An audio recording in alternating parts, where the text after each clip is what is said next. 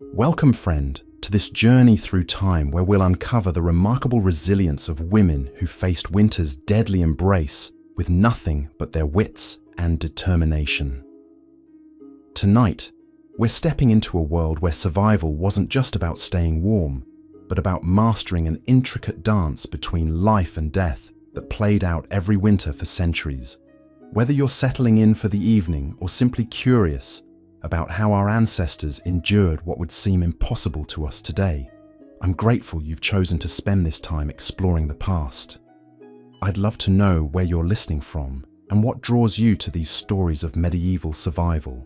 Have you ever wondered how women in medieval times managed to survive winters that regularly claimed entire families? The answer isn't what most history books tell you. These weren't passive victims waiting for spring's return.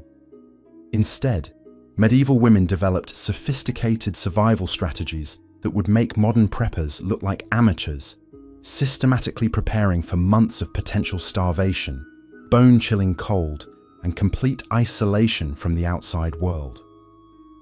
What I'm about to reveal will completely change how you understand medieval life and the incredible resourcefulness of women who lived through some of history's harshest conditions. This wasn't just about bundling up in more layers or gathering firewood. These women mastered complex preservation techniques, created ingenious heating systems, and developed social networks that could mean the difference between survival and death when winter storms trapped entire communities for weeks at a time. By the end of this series, you'll understand exactly how medieval women transformed their homes into survival fortresses and why their knowledge was so crucial that entire villages depended on their expertise. But before we dive into the specific techniques that kept families alive through the darkest months, let me paint you a picture of just how brutal medieval winters truly were. The year is 1315, and Europe is experiencing what historians now call the Great Famine. But this isn't just about crop failures and empty granaries. This is about a climate disaster that would reshape medieval society forever. Temperatures had been dropping for decades, creating what we now know as the Little Ice Age. Rivers that had flowed freely for generations were freezing solid for months at a time. Growing seasons shortened by weeks, and harvests failed year after year. In this world, winter wasn't just a season to endure. It was a test of everything a community had learned about survival over generations. And at the heart of these survival networks were women whose knowledge meant the difference between a family's survival and their complete destruction. Medieval women understood something that we've largely forgotten in our modern world of central heating and grocery stores. They knew that surviving winter began in spring, not when the first snow fell. Every decision they made throughout the year was calculated against the coming cold. The herbs they planted in their gardens weren't just for cooking. They were medicine that could treat frostbite and respiratory infections that killed thousands every winter. The animals they raised weren't just livestock. They were carefully managed systems that provided not only food, but warmth, light, and materials for clothing and shelter. Take Marguerite de Clisson, a merchant's wife from Normandy, whose detailed household records from 1347 provide us with extraordinary insight into medieval winter preparation. Starting in early spring, Marguerite began what she called her winter campaign. She didn't just plant vegetables for summer eating. She cultivated specific varieties of turnips, cabbages, and onions that could be stored in root cellars for months without spoiling. But more remarkably, she maintained detailed records of which preservation techniques worked best for different foods and in different weather conditions. Marguerite's records show that she began preserving meat in July, using salt she had purchased months earlier when prices were lowest. But she didn't just salt meat randomly. She had learned from her mother and grandmother exactly which cuts needed the most salt, how to layer the meat with herbs that would prevent spoilage, and how to create storage conditions that would keep preserved meat edible through March and April when fresh food was completely unavailable. The salt itself tells us something remarkable about medieval women's economic sophistication. Salt was expensive, sometimes costing as much as a day's wages for a small amount. But women like Marguerite understood that buying salt in bulk during summer months could mean the difference between their family's survival and starvation. They developed credit relationships with merchants, pooled resources with neighbors, and even organized cooperative purchasing arrangements that allowed entire communities to access preservation materials they couldn't afford individually. But preservation was just the beginning of their winter survival strategies.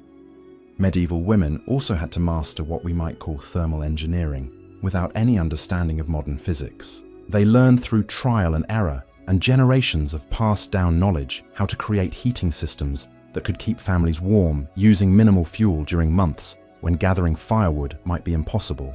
The key to understanding medieval heating is recognizing that these women weren't just keeping fires burning.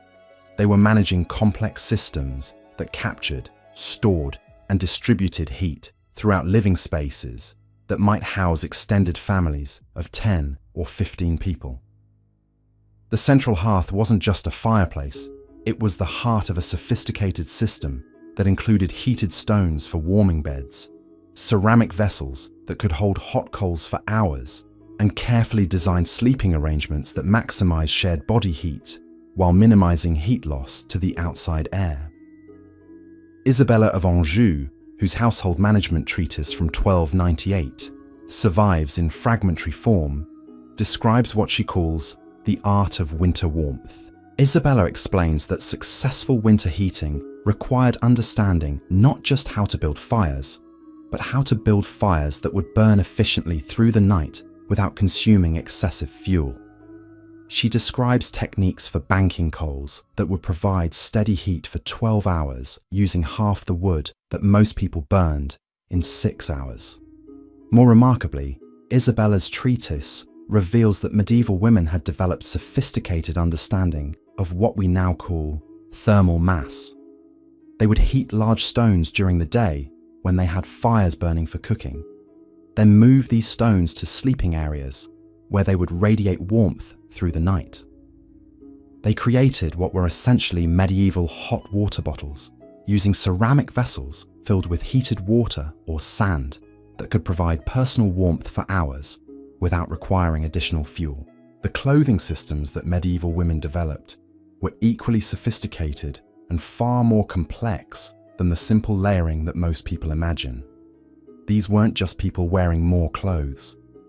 Medieval women created integrated clothing systems that managed moisture, provided insulation, and could be modified quickly as temperatures and activity levels changed throughout the day.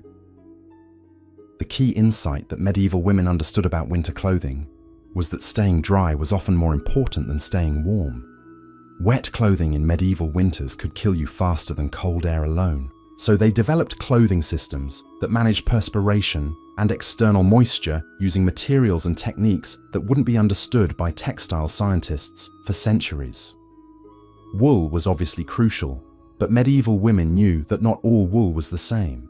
They understood which breeds of sheep produced wool that was best for different garments and different weather conditions.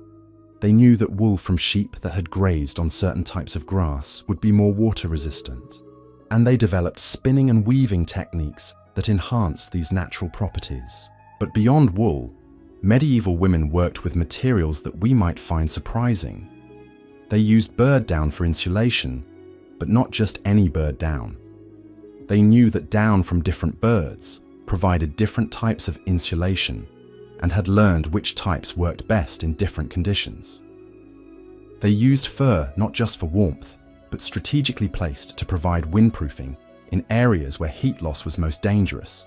The undergarments that medieval women created were particularly sophisticated. They developed linen undergarments that wickered moisture away from skin, preventing the dampness that could lead to hypothermia. They created layering systems that trapped air for insulation while allowing enough air circulation to prevent overheating during physical activity. Most remarkably, they designed these garments to be easily washable and quick drying, understanding that maintaining hygiene during winter months was crucial for preventing the diseases that killed as many people as cold and starvation combined. Dame Eleanor de Montfort's household accounts from 1284 include detailed inventories of winter clothing that reveal the complexity of these systems. Eleanor's household maintained separate clothing inventories for different types of winter weather. They had clothing designed for dry cold, wet cold, and what Eleanor calls storm weather, when people might be trapped outside during blizzards. Each type of weather required different combinations of garments that could be assembled quickly as conditions changed. Eleanor's accounts also reveal the economic planning that winter clothing required. She began purchasing materials for winter garments in spring, when prices were lowest and quality was highest. She maintained relationships with specific textile merchants who could provide materials that met her exacting standards for winter survival. Most importantly, she organized her household's clothing production around a careful schedule that ensured everyone would have appropriate winter clothing finished before the first hard frost. The social systems that medieval women created for winter survival were perhaps even more sophisticated than their technical innovations. These women understood that individual families, no matter how well prepared, could not survive severe winters alone. They developed community networks that shared resources, knowledge, and labor in ways that dramatically increased everyone's chances of survival. These networks weren't informal neighborly cooperation. They were carefully organized systems with specific obligations and expectations that ensured communities could respond effectively to winter emergencies. Women maintained detailed knowledge of every household's resources and capabilities, creating what were essentially medieval early warning systems that could mobilize community responses to developing crises before they became fatal. The story of how these remarkable women transformed mere survival into an art form that sustained entire civilizations through centuries of brutal winters is far more complex and fascinating than we could cover in a single exploration. Their innovations in food preservation, heating technology, clothing design, and community organization created the foundation for medieval societies to not just survive, but thrive during some of the harshest climatic conditions in human history. But understanding their preservation techniques is only the beginning of appreciating their genius. The systems they developed for managing water, creating light, treating winter illnesses, and maintaining morale during months of isolation reveal levels of sophistication that challenge everything we think we know about medieval technology and social organization. The water management systems that medieval women developed represent perhaps their most ingenious survival innovations, yet they remain largely overlooked by historians who focus on military campaigns and political intrigue. These women understood that winter water sources presented deadly challenges that went far beyond simple inconvenience. When wells froze solid and streams became impassable ribbons of ice, families could die of thirst, even while surrounded by snow and ice that seemed to offer unlimited water. But medieval women discovered something that would astound modern survivalists. They learned that not all winter water sources were equal, and that the difference between safe water and deadly water could determine whether a family survived until spring. Through generations of careful observation, they developed techniques for identifying, accessing, and purifying water that required no modern technology, yet proved more reliable than many contemporary methods. Agnes de Beaumont, whose survival manual from 1356 provides extraordinary detail about winter water management, explains that the first rule of winter water was never to depend on obvious sources. Snow might seem like unlimited fresh water, but Agnes knew that eating snow could kill you faster than dehydration. The energy required to melt and warm snow inside the human body could drain a person's reserves so quickly that they would freeze to death while trying to hydrate. Instead, Agnes describes techniques for creating what she calls water gardens, carefully constructed systems that captured and stored water during autumn months when sources were still flowing freely. These weren't simple containers left outside to freeze. They were sophisticated storage systems that kept water liquid and safe to drink throughout even the harshest winters. The key to Agnes's water gardens was understanding thermal dynamics without any formal scientific training. She knew that water stored underground would remain liquid longer than surface water, but she also understood that simply burying containers wasn't sufficient. She developed techniques for creating insulated underground chambers that maintained temperatures just above freezing while protecting stored water from contamination. More remarkably, Agnes had learned to identify natural springs that would continue flowing even when surface water froze solid. She could read landscape features that indicated underground water sources and knew how to access these springs even when they were buried under feet of snow and ice. Her manual includes detailed descriptions of the tools and techniques required to reach flowing water during the deepest winter months. But accessing water was only half the challenge. Medieval women also had to ensure that their winter water supplies remained safe to drink during months when illness could kill as effectively as cold or starvation. They developed purification techniques that eliminated dangerous bacteria and parasites using materials available in medieval households. The herb gardens that medieval women maintained weren't just for cooking and basic medicine. They included specific plants whose roots and leaves could purify contaminated water. Agnes describes how to use willow bark, birch leaves, and certain mosses to create filtration systems that removed dangerous organisms from questionable water sources. She explains how to recognize signs of water contamination and provides detailed instructions for treating different types of water problems using only materials that families could gather and prepare themselves. The lighting systems that medieval women created for winter survival reveal another dimension of their technological sophistication. Modern people might assume that medieval families simply went to bed when the sun set and woke when it rose, conserving candles and oil for emergencies. But this assumption completely misunderstands the reality of medieval winter life. Extended darkness during winter months created psychological challenges that could destroy families as effectively as cold or hunger. Medieval women understood that maintaining normal activities and social interactions during long winter nights was crucial for mental health and community cohesion. They developed lighting technologies that provided sufficient illumination for essential activities while using minimal resources that had to last through months of isolation. Dame Mathilde de Brabant's household records from 1312 include detailed accounts of winter lighting preparations that began in summer. Mathilde didn't just purchase candles and lamp oil. She organized her household's lighting needs around a complex system that included different types of lights for different activities and times of night. For basic household tasks, Mathilde used what she calls rush lights, candles made from rushes dipped in animal fat that burned slowly and steadily for hours. But she had learned that different types of animal fat produced different qualities of light and different burning characteristics. Fat from certain animals burned cleaner and brighter, while fat from others lasted longer but produced more smoke. For activities requiring detailed work, such as textile production or food preparation, Mathilde used more expensive candles made from beeswax that provided brighter, cleaner light.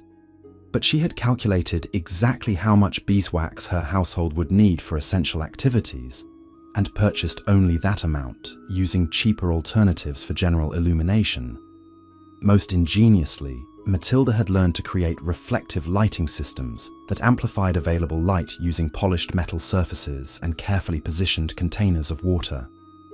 She could make a single candle provide illumination equivalent to several candles by positioning reflective surfaces that directed and concentrated the available light exactly where it was needed. The medical knowledge that medieval women accumulated for treating winter illnesses represents perhaps their most critical survival skill. Winter diseases killed more people than cold, hunger, and accidents combined.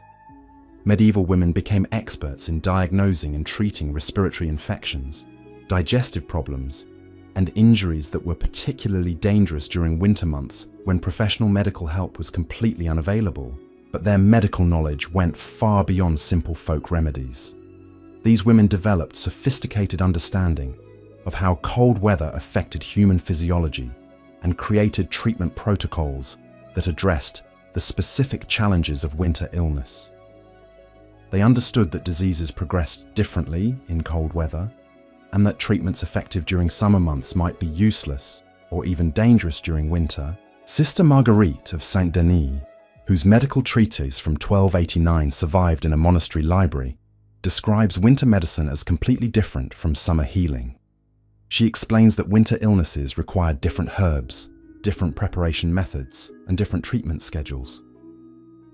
Cold weather changed how the human body absorbed medicines, how quickly treatments took effect, and how long recovery required. Sister Marguerite's treatise includes detailed descriptions of preparing and storing medicines specifically for winter use. She knew that some herbs lost their effectiveness when dried, while others became more potent. She understood which medicines could be prepared months in advance, and which had to be created fresh as needed. Most importantly, she had learned to recognize the early signs of winter diseases and could begin treatment before illnesses became life-threatening. The respiratory infections that plagued medieval communities during winter required particularly sophisticated treatment approaches. Sister Marguerite describes creating steam treatments using heated stones and specific combinations of herbs that could clear congested lungs and reduce fever. She explains how to construct improvised saunas using available materials that could provide therapeutic heat treatments when people were too ill to maintain normal body temperature. For digestive problems caused by preserved foods and limited winter diets, Sister Marguerite developed treatments that restored normal digestion while providing essential nutrients that were difficult to obtain during winter months. She knew which preserved foods were most likely to cause problems and created preventive treatments that allowed families to maintain adequate nutrition using stored foods without developing dangerous digestive disorders. The psychological strategies that medieval women employed to maintain morale during long winter months reveal their deep understanding of human nature and community dynamics. Extended isolation, limited daylight, and constant stress about survival created mental health challenges that could destroy communities from within. Medieval women developed systematic approaches to maintaining hope, purpose, and social cohesion during the darkest and most difficult months of the year. These weren't just informal efforts to keep spirits up. Medieval women created structured activities and social rituals specifically designed to address the psychological challenges of winter survival. They understood that maintaining normal social relationships and community activities was as important as securing adequate food and shelter. The feast systems that medieval women organized during winter months served purposes far beyond simple celebration. These gatherings provided opportunities for families to share resources, exchange information, and maintain the social connections that were essential for community survival. But more subtly, they created structured opportunities for people to experience joy, beauty, and celebration during months when daily life was dominated by survival concerns. Dame Isabella of Gloucester's household accounts from 1334 include detailed descriptions of winter feast preparations that reveal the complexity of these social survival systems. Isabella's feasts weren't elaborate celebrations that consumed precious winter resources. They were carefully planned events that strengthened community bonds while actually improving everyone's survival prospects. Isabella organized her winter feasts around resource sharing that benefited everyone involved. Families brought different types of preserved foods to share, creating more varied and nutritious meals than anyone could prepare alone. But the sharing wasn't random. Isabella maintained detailed knowledge of each family's resources and needs, organizing feast contributions so that families with surplus preserved meats would share with families who had extra grains or vegetables. The entertainment at these gatherings was equally purposeful. Isabella organized storytelling sessions that preserved and transmitted essential survival knowledge while providing psychological relief from winter stress. Stories about successful survival during previous harsh winters reinforced community confidence and provided practical examples that people could apply to their own situations. Music and dancing at winter feasts served important physical and psychological functions. Physical activity during long winter months was essential for maintaining health and preventing the muscle weakness that could make essential survival tasks impossible. But more importantly, group activities created shared experiences that strengthened social bonds and provided emotional support during the most challenging months of the year. The craft activities that medieval women organized during winter months created another crucial survival strategy that combined practical necessity with psychological support. Long winter evenings provided time for detailed work that was impossible during busy summer months. But these activities had to produce essential items while also maintaining morale and social connections. Medieval women developed what we might call productive socialization, gathering together to work on essential crafts while maintaining the social interactions that prevented isolation and depression. These weren't casual social activities. They were carefully organized work sessions that accomplished essential survival tasks while providing psychological and social benefits that were equally important for community survival. Dame Eleanor de Clare's household management records from 1318 describe wintercraft sessions that produced everything from clothing and household tools to medicines and preserved foods. But Eleanor's records reveal that these sessions were organized around social and psychological considerations as much as practical production needs. Eleanor scheduled different types of craft activities to provide variety and prevent boredom during long winter months. She organized sessions where experienced women taught essential skills to younger family members, ensuring that crucial survival knowledge would be transmitted to the next generation. She planned collaborative projects that required multiple people working together, creating shared goals and accomplishments that strengthened community bonds. The timing and structure of these craft sessions was carefully designed to address the psychological challenges of winter survival. Eleanor scheduled intensive work periods during the darkest weeks of winter, when depression and despair were most likely to develop. She organized celebration activities around the completion of important projects, creating opportunities for recognition and accomplishment during months when daily life offered few rewards. Most remarkably, Eleanor had learned to identify and address the early signs of what we might recognize as seasonal depression. She describes techniques for recognizing when individuals were becoming dangerously isolated or despondent, and provides specific strategies for drawing them back into community activities before their mental state became a threat to their survival or the welfare of their families. The innovations and strategies that medieval women developed for winter survival created the foundation for community resilience that sustained European civilization through centuries of climatic challenges. Their knowledge systems, social organizations, and technological innovations provided models for collective survival that influenced social development long after the specific techniques were no longer needed. But their greatest achievement might have been demonstrating that survival in extreme conditions required far more than individual preparation or technological solutions. They proved that the most effective survival strategies combined practical knowledge with social cooperation, individual skill with community support, and technical innovation with psychological resilience in ways that created systems stronger and more adaptable than any individual component. The depth and sophistication of their survival knowledge challenges our assumptions about medieval technology and social organization, revealing capabilities and innovations that wouldn't look out of place in modern survival handbooks.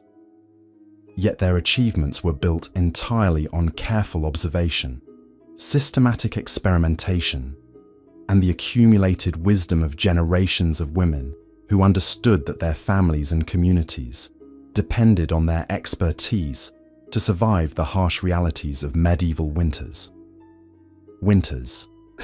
The textile production systems that medieval women mastered during winter months reveal another layer of their extraordinary resourcefulness. These weren't simple spinning and weaving activities to pass time during long evenings.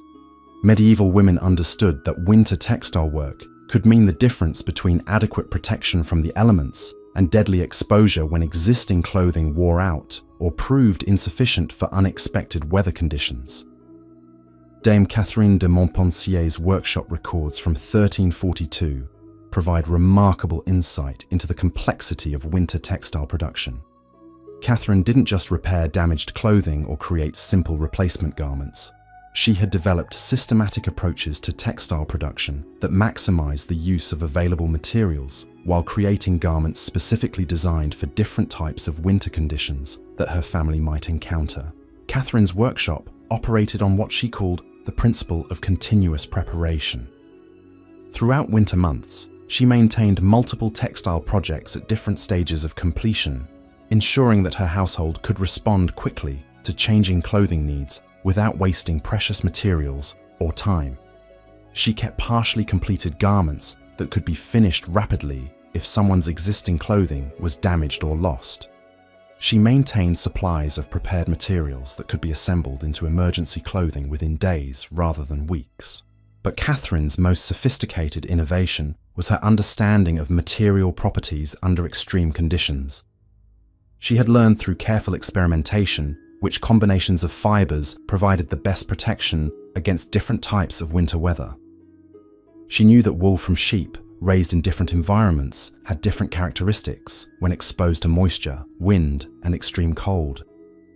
She understood which weaving patterns provided the best insulation while maintaining flexibility for movement and work. More remarkably, Catherine had developed techniques for modifying existing textiles to improve their winter performance.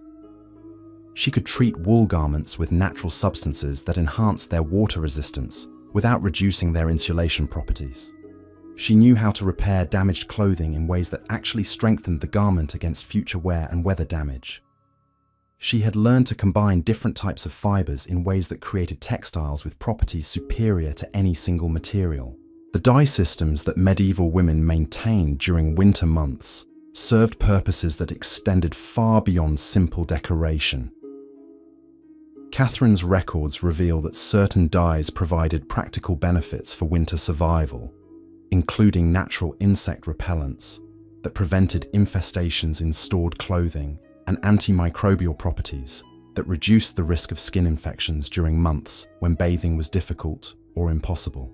Catherine had learned to extract dyes from plants that grew in her region, but she had also discovered that some of the most useful dyes came from materials that were only available during winter months. Certain bark and root materials that could be harvested during cold weather produced dyes with properties that weren't available from summer plants. She had developed harvesting and processing techniques that allowed her to collect these materials safely even during severe weather conditions. The tool maintenance and creation systems that medieval women developed during winter months represent another crucial survival capability that historians have largely overlooked. Winter weather was particularly hard on essential tools and equipment, but replacement tools were often impossible to obtain during months when travel and trade were severely limited. Medieval women learned to maintain, repair, and even create essential tools using only materials available within their immediate communities. Dame Alicia de Warren's household inventories from 1329 include detailed descriptions of winter tool management that reveal the sophistication of these systems. Alicia maintained comprehensive inventories of every tool in her household, tracking their condition and scheduling maintenance work throughout winter months when outdoor activities were limited. But her system went far beyond simple maintenance. Alicia had learned to identify potential tool failures before they became critical problems. She could recognize signs of wear or damage that indicated a tool would likely fail within weeks or months, allowing her to schedule repairs or replacement during periods when her household had time and materials available. She maintained detailed records of which tools failed most frequently under different conditions, enabling her to focus her maintenance efforts on preventing the most likely problems. More impressively, Alicia had developed techniques for creating essential tools using only materials available during winter months. She could forge simple metal tools using iron salvaged from broken equipment and forge fires that could be maintained in her household workshops. She knew how to create wooden handles and tool components using wood that could be harvested and seasoned even during winter weather. The preservation of perishable materials during winter months required knowledge systems that went far beyond simple food storage. Medieval women had to maintain stocks of materials needed for medicine, textile production, tool maintenance, and other essential activities during months when fresh materials were completely unavailable. Dame Margaret de Bohun's storage records from 1351 describe preservation techniques for dozens of different materials that were essential for household survival but would spoil or deteriorate if not properly maintained during winter months. Margaret had learned to preserve plant materials needed for medicine and dyeing using techniques that maintained their essential properties for months or even years. Her preservation methods were based on understanding the specific characteristics of different materials and the environmental conditions that caused deterioration. She knew that some materials needed to be kept completely dry, while others required specific levels of moisture to maintain their usefulness. She understood which materials were damaged by light exposure and which actually improved when exposed to controlled amounts of sunlight during winter months. Margaret had developed storage systems that maintained optimal conditions for different types of materials using only environmental controls available in medieval households. She created dry storage areas that maintained consistent low humidity even during wet winter weather. She designed cool storage spaces that remained at stable temperatures without requiring ice or other cooling materials that weren't available during winter months. The fuel management systems that medieval women created extended far beyond simple firewood collection and storage. These women understood that different types of fuel were needed for different purposes, and that managing fuel resources effectively could determine whether a household had adequate heat and cooking capability throughout the entire winter season. Dame Joan de Beauchamp's fuel management records from 1338 reveal systematic approaches to fuel collection, storage, and utilization that maximized heating efficiency while minimizing consumption of precious fuel resources. Joan didn't just collect firewood randomly throughout the year. She had learned which types of wood burned most efficiently for different purposes, and organized her fuel collection around systematic harvesting of specific tree species at optimal times. Joan understood that wood cut at different times of year had different burning characteristics and storage requirements. She knew that wood harvested during specific seasons would dry more quickly and burn more efficiently than wood cut at other times. She had learned to identify trees that were beginning to die or become diseased, allowing her to harvest fuel wood that would otherwise be wasted while avoiding damage to healthy trees that provided other benefits to her community. Her storage systems were designed to maintain optimal burning characteristics while preventing the rot and insect damage that could destroy fuel supplies before they were needed. Joan created storage structures that protected wood from moisture while allowing air circulation that prevented fungal growth. She organized her stored fuel so that wood would be properly seasoned when needed, while maintaining easy access during winter weather when moving heavy materials was difficult and dangerous. But Joan's most sophisticated innovation was her understanding of fuel efficiency for different heating and cooking needs. She had learned that different types of fires required different combinations of wood species and sizes to achieve optimal results. She knew how to build cooking fires that provided steady, controllable heat for food preparation while using minimal fuel. She understood how to create heating fires that provided maximum warmth for extended periods while consuming less wood than conventional burning methods. The emergency response systems that medieval women developed for winter crises represent perhaps their most critical survival innovations. No matter how well prepared a household might be, winter weather could create unexpected emergencies that required immediate responses, using only resources immediately available. Medieval women learned to recognize developing emergencies before they became life-threatening and created response systems that could address various types of winter crises effectively. Dame Isabel de Forz's emergency protocols from 1345 describe systematic approaches to identifying and responding to different types of winter emergencies that could threaten household survival. Isabel had learned to recognize early warning signs of developing problems that might not become critical for days or weeks, allowing her household to take preventive action before emergencies became unsolvable. Her warning systems included techniques for monitoring food supplies that could predict shortages weeks before they became critical. She knew how to assess the condition of stored foods and calculate consumption rates that would indicate whether current supplies would last through the remaining winter months. She had developed methods for identifying signs of spoilage or contamination in preserved foods before they became dangerous to consume. Isabel's medical emergency protocols included techniques for recognizing serious illnesses during their early stages when treatment was most likely to be effective. She knew how to distinguish between minor ailments that would resolve naturally and serious conditions that could become life-threatening without prompt treatment. She had learned to identify signs of malnutrition, hypothermia, and other winter-specific health problems before they progressed to dangerous stages. Her structural emergency systems addressed problems with buildings, heating systems, and essential equipment that could create immediate threats to household survival. Isabel knew how to recognize signs that roofs might collapse under snow loads before the collapse occurred. She understood how to identify heating system problems that could lead to dangerous fires or carbon monoxide poisoning. She had developed repair techniques that could address critical structural problems using only materials available during winter weather. The communication systems that medieval women maintained during winter months enabled communities to coordinate responses to emergencies and share resources during critical shortages. These weren't informal neighborhood networks. They were carefully organized communication systems that could function effectively even during severe weather that made normal travel impossible.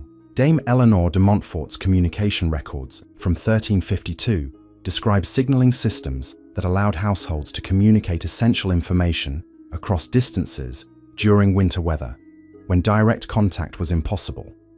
Eleanor had developed visual signaling techniques using smoke, light, and positioned objects that could convey specific types of information about household status and immediate needs. Her systems included codes that could indicate different types of emergencies or resource needs without requiring complex messages or written communication. Households could signal that they needed medical assistance, had surplus food available for sharing, or were experiencing heating emergencies that required immediate community response. The signaling systems were designed to function during severe weather conditions when normal communication methods were impossible. Eleanor had also developed techniques for maintaining communication networks during extended periods of isolation, when households might be cut off from their communities for weeks at a time.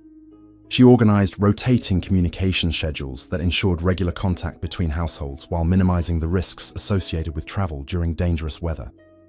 She created backup communication methods that could function when primary systems failed or became unusable. The psychological resilience systems that medieval women created for managing winter stress and maintaining community morale during extended hardships reveal their sophisticated understanding of human psychology and social dynamics. Long winter months created mental health challenges that could destroy individuals and communities as effectively as physical hardships. But medieval women developed systematic approaches to maintaining psychological health during the most challenging periods. Dame Margaret de Clare's Household Management Treatise from 1348 includes detailed descriptions of techniques for recognizing and addressing winter depression, anxiety, and social conflicts that commonly developed during extended periods of isolation and stress. Margaret understood that psychological problems often developed gradually and could become serious threats to household survival if not addressed promptly and effectively. Her diagnostic techniques included methods for recognizing early signs of depression, anxiety, and other mental health problems that were particularly common during winter months. She knew how to distinguish between temporary mood problems that would resolve naturally and serious psychological conditions that required active intervention. She had learned to identify individuals who were becoming dangerously isolated or despondent before their mental state affected their ability to contribute to household survival or care for their families. Margaret's intervention techniques included structured activities and social interactions designed to address specific types of psychological problems while maintaining the productivity and cooperation essential for household survival. She organized work activities that provided opportunities for individual accomplishment and recognition while contributing to essential survival tasks. She created social interactions that maintained community bonds while addressing conflicts and tensions that could develop during extended periods of close contact and shared stress. The legacy of medieval women's winter survival systems extends far beyond their immediate historical context, providing insights into human adaptability and community resilience that remain relevant for contemporary challenges. Their innovations demonstrate that effective survival strategies must integrate technical knowledge with social cooperation, individual preparation with community support, and practical solutions with psychological resilience in ways that create systems more robust and adaptable than any individual component. Their achievements challenge modern assumptions about technological progress and social development, revealing capabilities and innovations that developed through careful observation, systematic experimentation, and accumulated wisdom rather than formal scientific knowledge or industrial technology. Yet their solutions to survival challenges often proved more sustainable and effective than contemporary approaches that rely on complex infrastructure and external resources that may not be available during emergencies. The knowledge systems that these remarkable women created and maintained represent one of history's most sophisticated examples of practical survival science, developed and tested under conditions that provided immediate feedback about the effectiveness of different strategies and techniques. Their success in maintaining families and communities through centuries of climatic challenges provides powerful evidence of human capacity for adaptation and innovation when survival depends on practical knowledge and community cooperation. Cooperation. The community resource management systems that medieval women orchestrated during winter months demonstrate their remarkable understanding of collective survival economics. These weren't simple arrangements where neighbors occasionally helped each other. Medieval women created sophisticated resource-sharing networks that maximize community survival chances, while ensuring that individual households maintained their dignity and autonomy during the most vulnerable months of the year. Dame Beatrice de Montfort's community management records from 1359 reveal the complexity of these resource-sharing systems. Beatrice maintained detailed inventories, not just of her own household's resources, but of every family's capabilities and needs within her extended community network. She knew which households had surplus grain but insufficient preserved meat, which families possessed exceptional textile skills but lacked adequate fuel supplies, and which neighbors had medical knowledge that could benefit everyone during health emergencies. But Beatrice's system went far beyond simple bartering or charity. She had developed what we might recognize as an early form of community insurance, where families contributed resources and labor during good times to build collective reserves that could support everyone during emergencies. These contributions were carefully calculated based on each household's capabilities and circumstances, ensuring that the system remained fair and sustainable over multiple winter seasons. The timing of these resource exchanges was as crucial as the materials themselves. Beatrice understood that families needed to maintain their self-respect and community standing, even when accepting assistance during desperate circumstances. She organized resource sharing around collaborative projects and community celebrations that allowed families to receive needed support while contributing their own skills and knowledge to collective efforts. Her records show how these systems functioned during the severe winter of 1361, when early blizzards trapped communities for weeks longer than normal preparation had anticipated. Households that had seemed adequately prepared found themselves facing shortages that could have been fatal without community support. But Beatrice's resource-sharing network enabled the community to redistribute available supplies based on immediate needs while maintaining detailed records that ensured fair compensation when circumstances improved. The winter construction projects that medieval women organized demonstrate another dimension of their survival innovation. Rather than simply maintaining existing structures until spring repairs could be completed, these women learned to use winter months for construction activities that actually improved their household's survival capabilities while providing productive work during long periods of enforced indoor time. Dame Catherine de Valence's construction records from 1367 describe winter building projects that created improved storage facilities, more efficient heating systems, and better protection against severe weather using only materials available during winter months. Catherine understood that winter construction required different techniques and materials than summer building, but she had learned to adapt construction methods that could produce essential improvements even under challenging conditions. Her projects included creating underground storage chambers that provided better temperature control for preserved foods and essential materials. These weren't simple holes in the ground, but carefully engineered spaces with drainage systems that prevented flooding, insulation that maintained stable temperatures, and access systems that remained functional even during severe weather.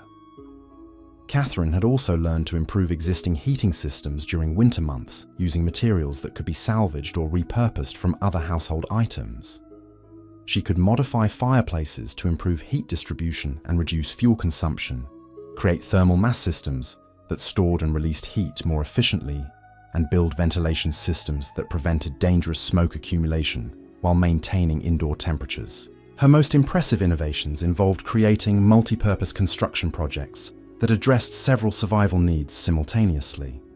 She designed storage and workshop spaces that could function as emergency living areas if main household structures were damaged by winter storms.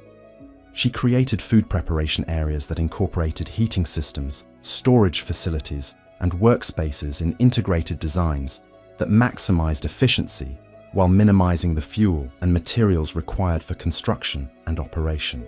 The record-keeping systems that medieval women maintained during winter months reveal their understanding that survival knowledge was too valuable to risk losing through poor documentation or failed memory.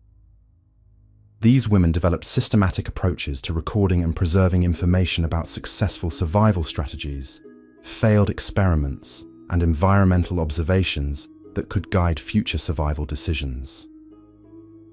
Dame Agnes de Mortimer's record-keeping system from 1374 included detailed documentation of weather patterns, food storage results, heating system performance, and community resource management outcomes that provided essential information for improving survival strategies over multiple winter seasons. Agnes understood that survival knowledge gained through difficult experience was worthless if it couldn't be preserved and transmitted to future generations.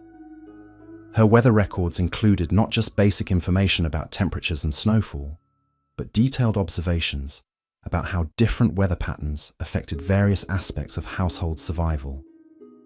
She documented which types of winter storms created the most serious heating challenges, which weather conditions caused the most problems for food storage systems, and which environmental factors provided the best predictions for planning survival resource allocation. Agnes's food storage documentation included systematic testing results that identified the most effective preservation techniques for different types of foods under various storage conditions. She recorded which preservation methods produced the best results in different types of winter weather, which storage locations provided optimal conditions for different materials, and which early warning signs indicated developing problems with preserved food supplies.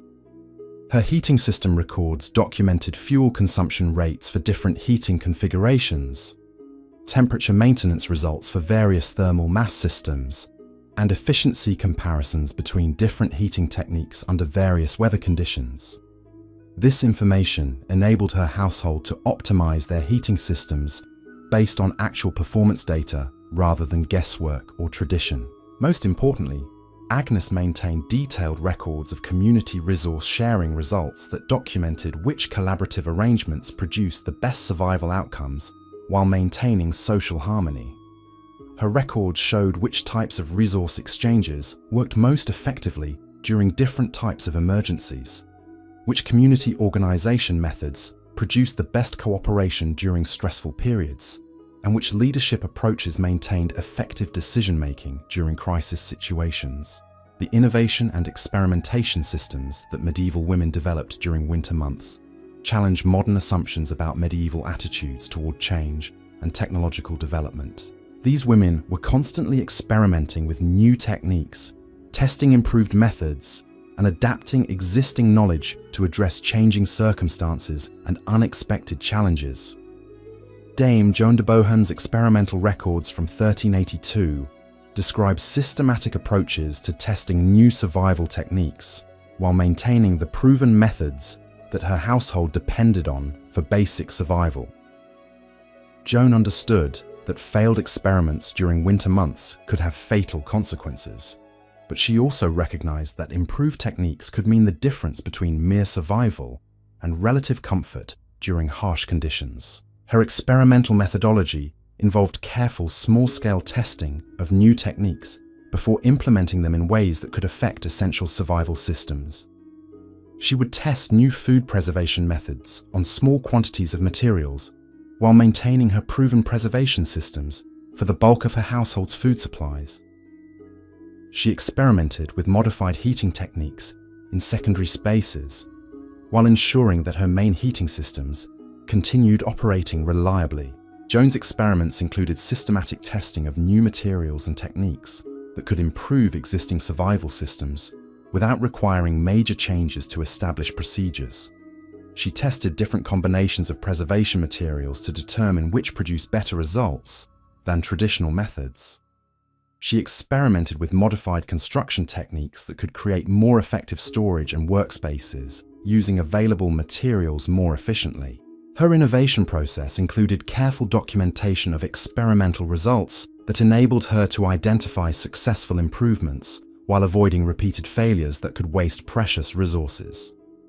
Joan maintained detailed records of which experiments produced measurable improvements, which modifications created unexpected problems, and which innovations could be safely adopted without compromising proven survival systems. The training and education systems that medieval women created for transmitting survival knowledge to younger generations reveal their understanding that community survival depended on ensuring that essential knowledge would be preserved and improved over multiple generations. These weren't informal arrangements where knowledge was passed along casually, but systematic educational programs that ensured comprehensive transmission of complex survival skills. Dame Eleanor de Beaumont's educational records from 1395 describe structured training programs that taught essential winter survival skills to children and young adults while maintaining the productivity necessary for immediate household survival. Eleanor understood that survival education required hands-on experience with real survival tasks, but she also recognized that inexperienced learners could create dangerous situations if not properly supervised and guided. Her training programs included graduated skill development that allowed learners to master essential techniques progressively while contributing meaningfully to household survival efforts. Young people began with simple tasks that contributed to family welfare while learning basic principles of resource management, preservation techniques, and community cooperation. As their skills developed, they took on more complex responsibilities that required greater judgment and technical knowledge. Eleanor's educational system included systematic knowledge testing that ensured learners had mastered essential skills before being given independent responsibility for critical survival tasks. She developed evaluation methods that assessed not just technical competence, but also judgment and decision-making skills that were essential for managing survival challenges independently. Her programs also included cross-training that ensured multiple household members possessed essential skills in case primary practitioners became unable to perform critical survival tasks. Eleanor understood that survival systems were vulnerable if they depended on single individuals whose illness or injury could create dangerous gaps in essential capabilities. The legacy systems that medieval women created to preserve and transmit their survival innovations represent their most far-sighted contribution to human survival knowledge. These women understood that their innovations would be needed by future generations facing similar challenges, and they developed systematic approaches to preserving and improving survival knowledge over time. Dame Margaret de Stafford's legacy documentation from 1401 includes comprehensive records of successful survival innovations, failed experiments, and environmental observations that provided future generations with detailed information about effective winter survival strategies. Margaret understood that survival knowledge gained through generations of difficult experience represented invaluable resources that could save countless lives if properly preserved and transmitted. Her legacy systems included detailed technical documentation that preserved specific information about successful techniques while explaining the principles that made them effective. Margaret's records explained not just what techniques worked, but why they worked and under what conditions they could be expected to produce reliable results. This approach enabled future practitioners to adapt proven techniques to different circumstances, rather than simply copying procedures that might not work in modified situations. Margaret's documentation also included comprehensive failure analysis that preserved information about unsuccessful experiments and techniques that had proven dangerous or ineffective. She understood that knowledge about what didn't work was as valuable as information about successful innovations, because it could prevent future generations from repeating costly or dangerous mistakes. Her legacy systems included training programs that ensured survival knowledge would be transmitted effectively to future practitioners who would face similar challenges. Margaret developed educational methods that combined theoretical knowledge with practical experience, ensuring that essential skills would be preserved even if circumstances prevented direct mentorship relationships between experienced practitioners and new learners. The remarkable achievements of medieval women in developing comprehensive winter survival systems demonstrate human capacity for innovation and adaptation under extreme conditions.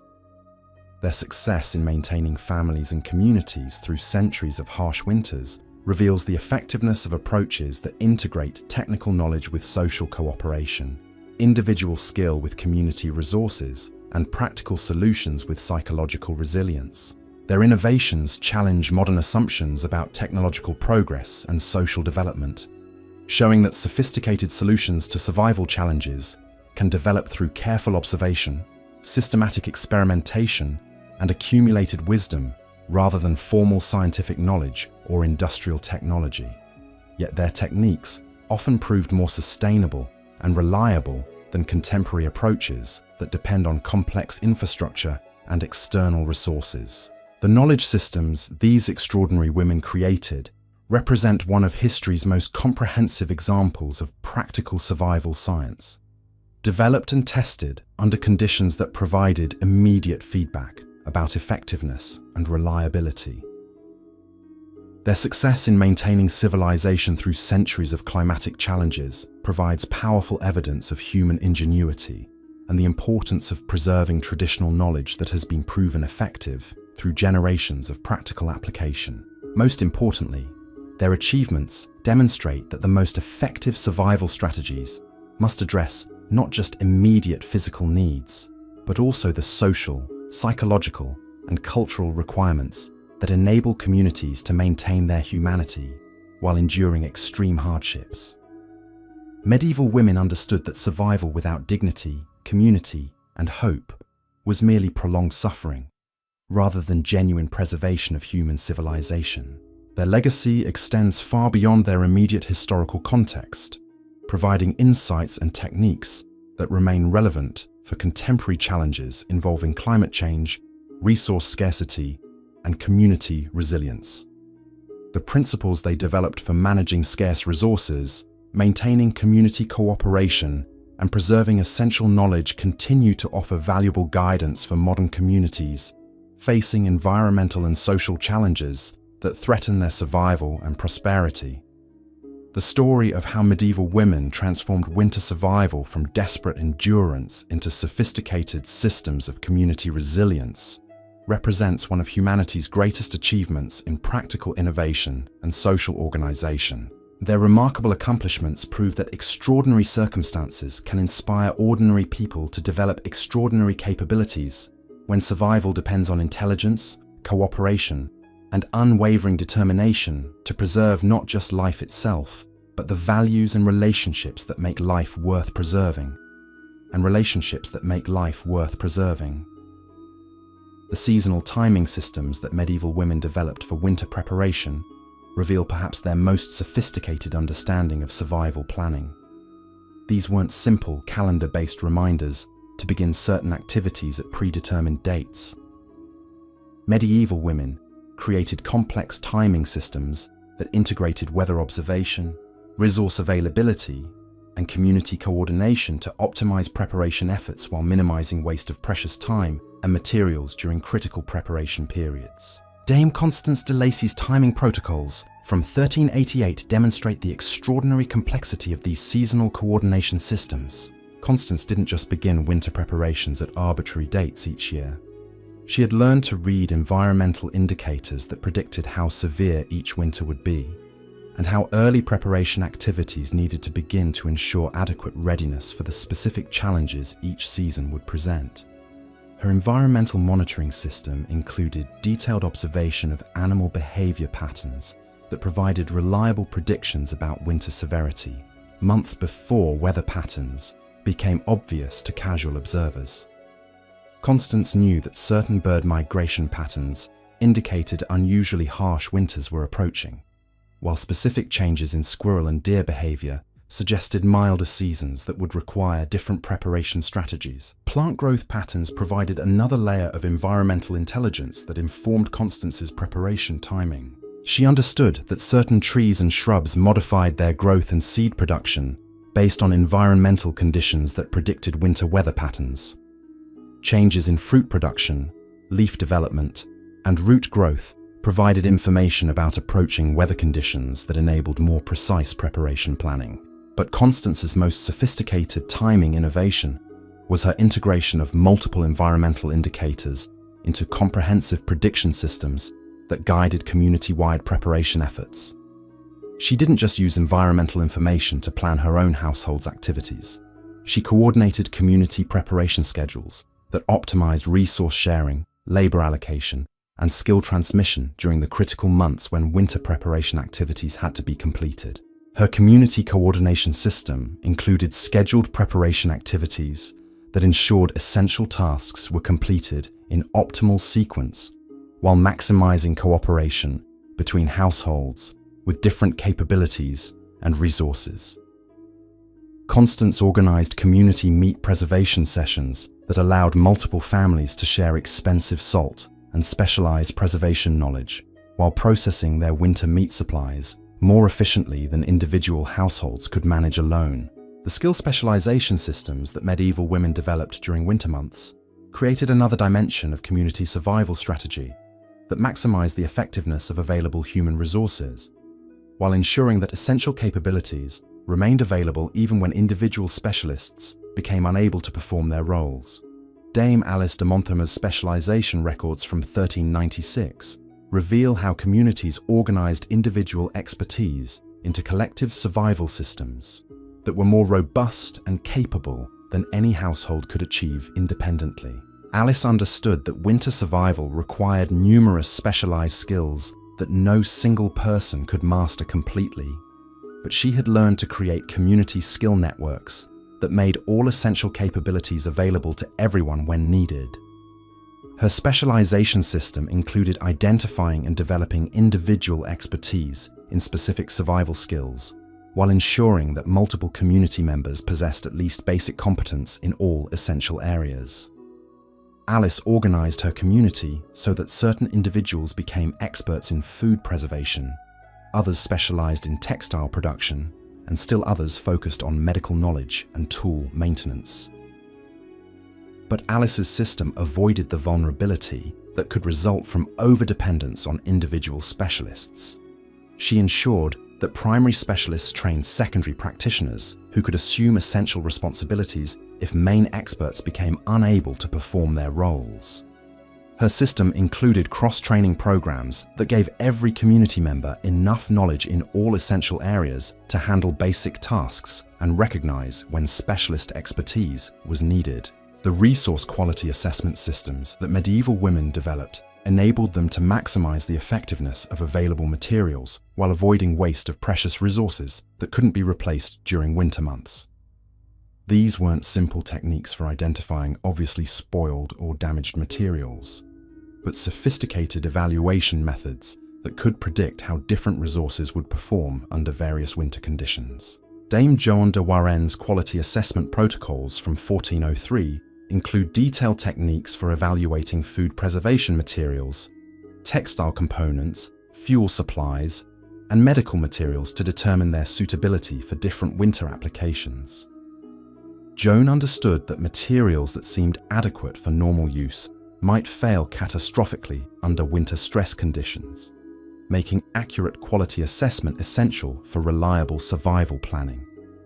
Her food quality evaluation system included techniques for assessing not just the current condition of preservation materials, but their likely performance over extended storage periods under various environmental conditions. Joan could predict which preserved meats would remain safe and nutritious through the entire winter, and which might spoil or lose nutritional value during extended storage periods. Her textile evaluation methods enabled accurate assessment of material durability under winter stress conditions. Joan knew how to identify fibers and fabrics that would maintain their protective properties when exposed to moisture, extreme temperature changes, and extended wear. She could predict which materials would fail under winter conditions and which would provide reliable protection throughout the entire season. Joan's fuel assessment techniques enabled optimal allocation of different wood types and other burning materials for various heating and cooking applications. She understood that different fuels produce different heat outputs, burning characteristics, and smoke properties that made them suitable for specific applications, but potentially problematic for others. The emergency evacuation systems that medieval women developed for responding to catastrophic winter events demonstrate their understanding that even the most comprehensive preparation couldn't prevent all possible disasters. These women created systematic approaches for abandoning compromised shelters and relocating to alternative survival sites when primary preparation efforts were destroyed or proved inadequate for extreme conditions. Dame Isabelle de Clare's evacuation protocols from 1417 describe comprehensive emergency response systems that could be implemented rapidly when household survival systems failed or became inadequate for unexpected conditions. Isabelle understood that evacuation during winter weather was extremely dangerous, but she also recognized that remaining in compromised situations could be even more deadly. Her evacuation planning included identification and preparation of alternative shelter sites that could provide emergency protection when primary shelters became uninhabitable. Isabelle maintained emergency supply caches at these alternative locations that contained essential materials needed for basic survival during evacuation periods. These supplies were carefully maintained and regularly updated to ensure they would be available and functional when needed. Isabelle's evacuation procedures included systematic methods for determining when evacuation was necessary and when attempting to remain in compromised primary shelters offered better survival prospects than relocating during dangerous weather conditions. She had learned to recognize early warning signs that indicated developing situations that would require evacuation while there was still time to relocate safely. Her evacuation systems included communication protocols that enabled community coordination during emergency relocations. Isabelle understood that individual household evacuations were more dangerous and less likely to succeed than coordinated community responses that could pool resources and provide mutual assistance during emergency relocations. The psychological preparation systems that medieval women developed for managing the mental and emotional challenges of winter survival reveal their sophisticated understanding that psychological readiness was as important as physical preparation for surviving extreme conditions. These women created systematic approaches to mental preparation that built resilience, maintained hope, and preserved the psychological stability necessary for making good decisions during extended stress periods. Dame Margaret de Bohun's psychological preparation methods from 1425 include structured mental conditioning programs that prepared individuals and communities for the psychological challenges they would face during severe winter conditions. Margaret understood that people who were psychologically unprepared for winter hardships were more likely to make dangerous decisions or abandon effective survival strategies when conditions became particularly difficult. Her mental preparation system included realistic expectation setting that helped people understand what types of hardships they were likely to encounter, while maintaining confidence in their ability to overcome anticipated challenges. Margaret organized preparatory discussions that addressed common psychological problems people experience during winter isolation and stress, providing strategies for maintaining mental stability during difficult periods. Margaret's psychological conditioning included structured exposure to controlled hardships that built mental resilience without creating dangerous situations. She organized voluntary fasting periods that helped people develop psychological tolerance for hunger while building confidence in their ability to endure food shortages. She created controlled cold exposure exercises that reduced psychological fear of winter conditions while teaching practical techniques for managing cold stress. Her community psychological support systems included structured social activities and mutual aid arrangements that provided emotional support during the most challenging winter months. Margaret organized regular community gatherings that maintained social connections, while providing opportunities for people to share concerns and receive encouragement from others facing similar challenges. The innovation preservation systems that medieval women developed ensured that successful survival innovations would be maintained and improved over multiple generations, rather than being lost when individual innovators died or became unable to continue their work. These weren't simple record-keeping activities, but comprehensive systems for preserving, testing, and improving survival knowledge over extended periods. Dame Eleanor de Stafford's innovation preservation protocols from 1439 describe systematic approaches to documenting, testing, and improving survival innovations that enabled communities to build upon previous achievements, rather than repeatedly discovering the same solutions through trial and error. Eleanor understood that survival knowledge gained through difficult experience was too valuable to risk losing through inadequate preservation methods. Her documentation system included detailed technical descriptions that preserved specific information about successful techniques while explaining the underlying principles that made them effective. Eleanor's records included not just what techniques worked, but why they worked, and under what conditions they could be expected to produce reliable results.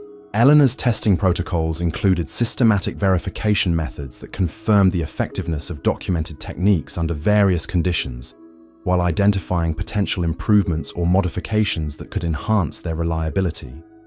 She organized regular testing sessions that validated preserved knowledge while training new practitioners in essential survival skills. Her improvement systems included structured experimentation programs that built upon proven techniques to develop enhanced methods that could provide better results or work effectively under more challenging conditions.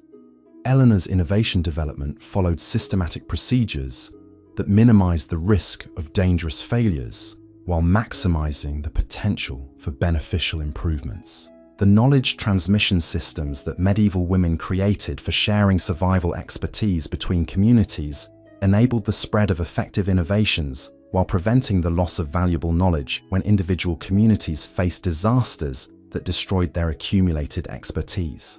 Dame Catherine de Beaufort's knowledge exchange protocols from 1447 describe systematic approaches to sharing survival innovations between different communities while maintaining the security and stability of local knowledge systems.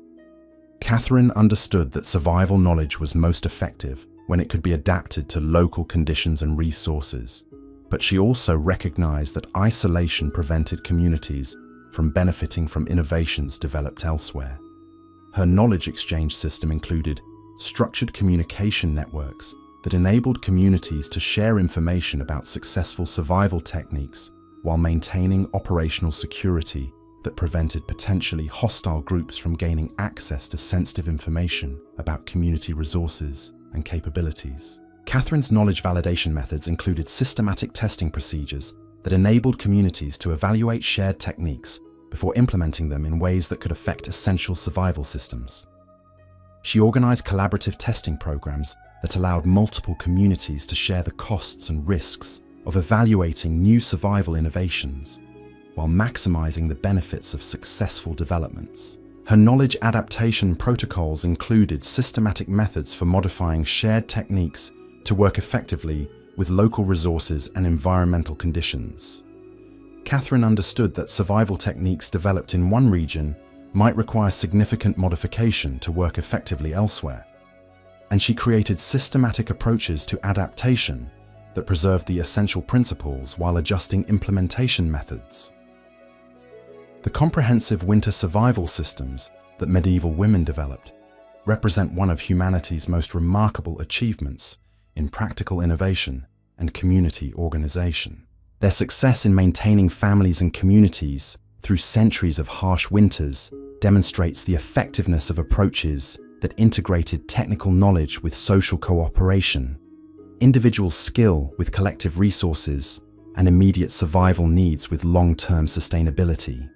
Their innovations challenge contemporary assumptions about technological progress and social development, revealing that sophisticated solutions to complex challenges can emerge through careful observation, systematic experimentation, and accumulated practical wisdom rather than formal scientific knowledge or industrial technology.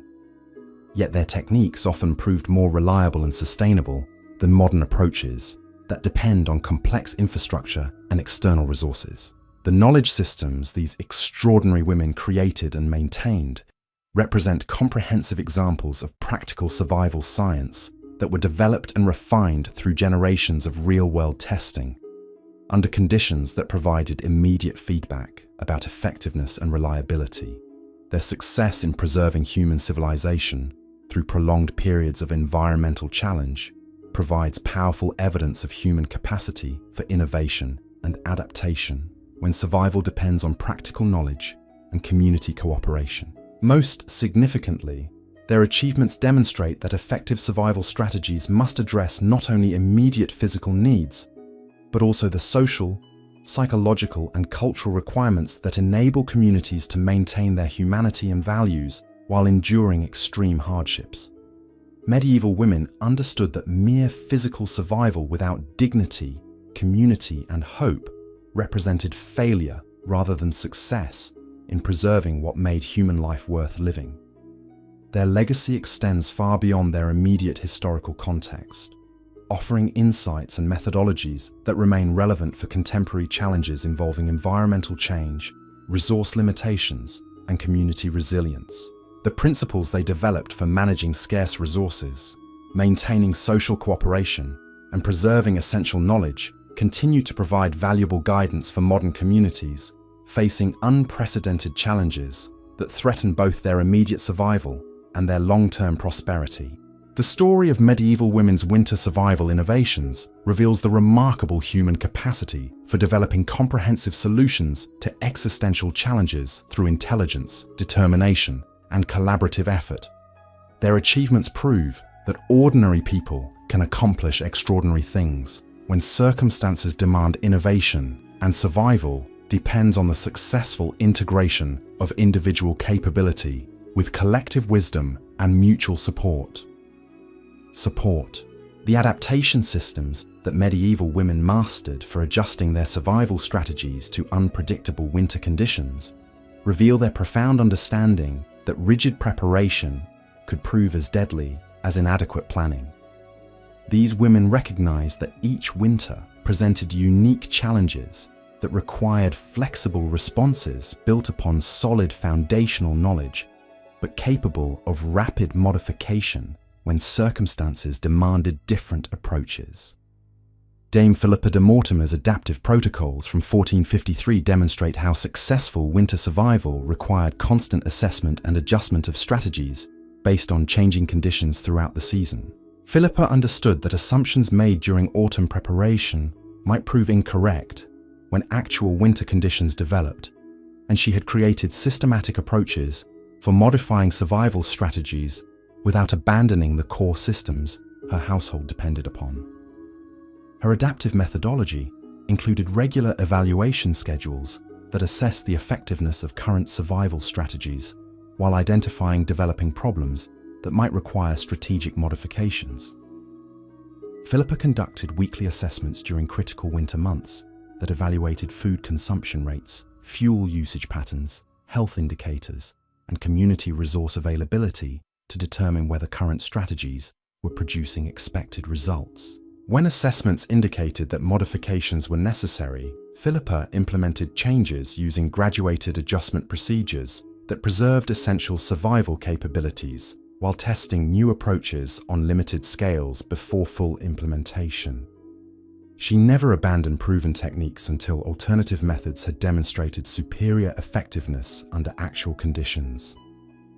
Her most sophisticated adaptation involved weather pattern recognition that enabled strategic adjustments based on developing conditions rather than reactive responses to problems after they had already created dangerous situations. Philippa could recognize weather patterns that indicated approaching storms, temperature changes, or precipitation patterns that would require different survival strategies than those currently in use.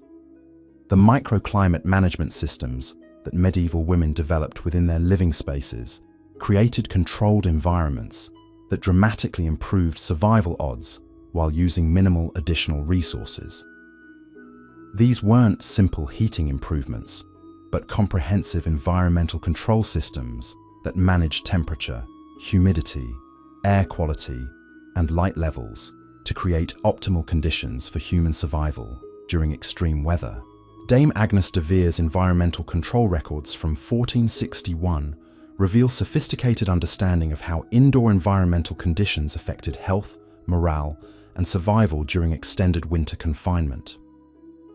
Agnes had learned that maintaining proper indoor environmental conditions could prevent many of the illnesses and psychological problems that killed people even when they had adequate food and shelter.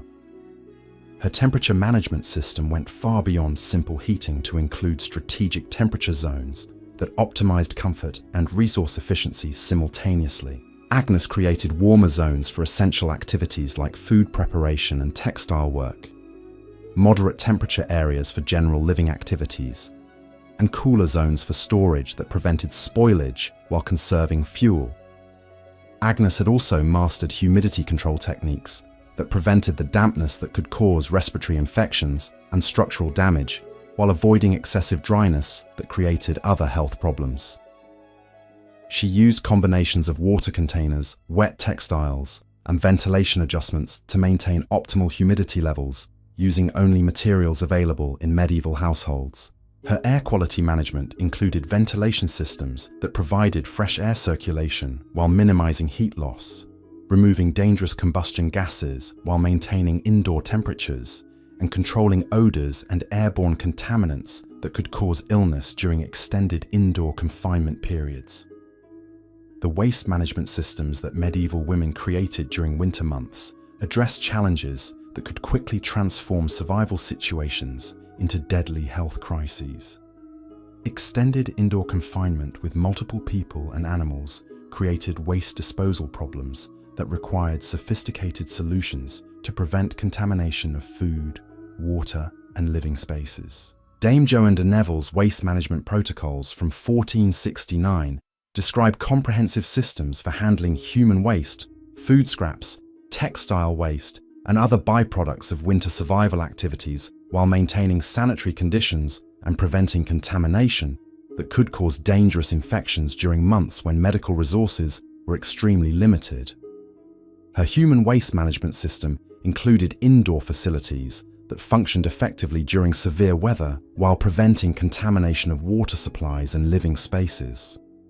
Joan had developed construction techniques for creating indoor sanitation facilities that could be maintained hygienically throughout winter months without requiring dangerous trips outside during storms or extreme cold. Joan's food waste management included systematic approaches to utilizing all edible portions of available food while safely disposing of inedible waste in ways that prevented pest infestations and disease transmission. She had learned techniques for composting organic waste during winter months that actually contributed to household heating, while creating fertilizer materials for spring gardening activities. Her textile and craft waste management systems included methods for repurposing damaged materials and production waste into useful items, while disposing of truly unusable materials in ways that didn't create sanitation problems or attract dangerous pests to household areas.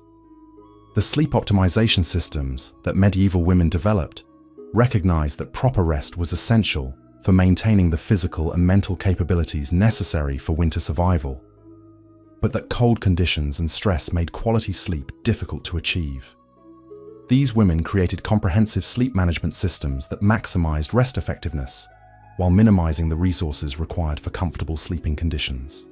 Dame Elizabeth de Beaumont's sleep optimization records from 1477 include detailed techniques for creating warm, comfortable sleeping conditions that promoted restorative rest while using minimal fuel and bedding materials. Elizabeth understood that poor sleep quality could impair judgment and physical capability in ways that created dangerous vulnerabilities during critical survival situations. Her bedding systems included layering techniques that maximized insulation while allowing adjustment for different temperature conditions throughout the night. Elizabeth used combinations of straw, wool, down, and fur materials arranged in specific configurations that trapped body heat while preventing moisture buildup that could create uncomfortable dampness or dangerous heat loss. Elizabeth's shared sleeping arrangements optimized body heat sharing between family members while maintaining comfort and privacy appropriate for different relationships and ages. She had learned to arrange sleeping spaces that maximized thermal efficiency while respecting social conventions and personal preferences that were important for maintaining psychological comfort during stressful periods. Her sleep scheduling systems included techniques for coordinating rest periods so that someone remained alert for security and fire maintenance duties, while ensuring that everyone received adequate sleep for maintaining health and effectiveness during demanding survival activities. The mental stimulation systems that medieval women created during long winter evenings addressed the psychological challenges of extended indoor confinement while providing productive activities that contributed to household survival and community welfare. These weren't simple entertainment activities, but structured programs that maintained mental acuity and social cohesion while producing useful results. Dame Margaret de Vere's mental stimulation protocols from 1485 describe systematic approaches to maintaining intellectual engagement and social interaction during months when outdoor activities were impossible and daily routines were dominated by basic survival tasks. Margaret understood that mental stagnation and social isolation could destroy morale and community cooperation in ways that threatened survival as effectively as inadequate food or shelter. Her storytelling systems included structured narrative programs that preserved historical knowledge, transmitted survival techniques, and maintained cultural values while providing entertainment that strengthened social bonds and community identity.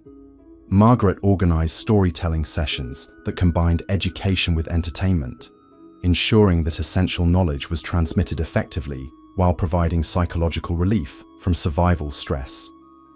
Margaret's skill-sharing activities included structured teaching sessions, where community members shared specialized knowledge and techniques while learning new capabilities that enhance both individual and collective survival prospects. These sessions provided mental stimulation while building community expertise and strengthening social relationships. Her problem-solving exercises included group discussions that addressed current survival challenges, while developing innovative solutions that could improve community effectiveness. Margaret organized regular strategy sessions that engaged community mental resources in addressing practical problems, while providing intellectual stimulation and collaborative social interaction. The seasonal transition planning systems that medieval women developed prepared communities for the critical periods when winter conditions began changing towards spring weather patterns. These transitions created unique challenges and opportunities that required different strategies than those used during stable winter or summer conditions. Dame Alice de Stafford's transition management records from 1493 reveal sophisticated understanding of how changing seasonal conditions affected survival strategies and community activities. Alice recognized that the transition from winter to spring created both opportunities for improvement and vulnerabilities that could prove dangerous if not managed carefully. Her early spring preparation included systematic assessment of winter survival results that identified successful strategies worth preserving and problems that needed addressing before the next winter season. Alice conducted comprehensive evaluations that documented which techniques had worked effectively, which had proven inadequate, and which innovations showed promise for future development. Alice's resource transition planning included strategies for managing the shift from preserved winter foods to fresh spring resources, while avoiding nutritional problems that could occur during dietary transitions. She had learned techniques for gradually introducing fresh foods while maintaining adequate nutrition during periods when winter stores were depleted, but spring resources weren't yet abundant. Her activity transition systems included methods for gradually increasing outdoor activities and physical demands as weather conditions improved, while avoiding overexertion that could cause injuries or health problems after months of reduced activity levels. The knowledge integration systems that medieval women created combined information from multiple sources and experiences into comprehensive understanding that enhanced survival effectiveness while preventing dangerous mistakes that could result from incomplete or inaccurate information.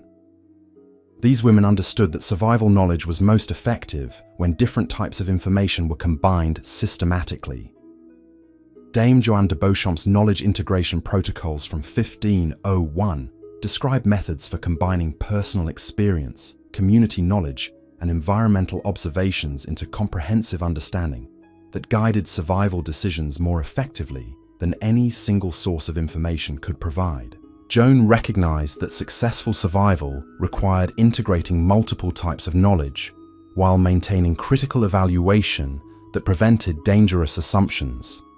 Her experience integration system included methods for combining lessons learned from different winter experiences while identifying patterns that provided reliable guidance for future survival planning.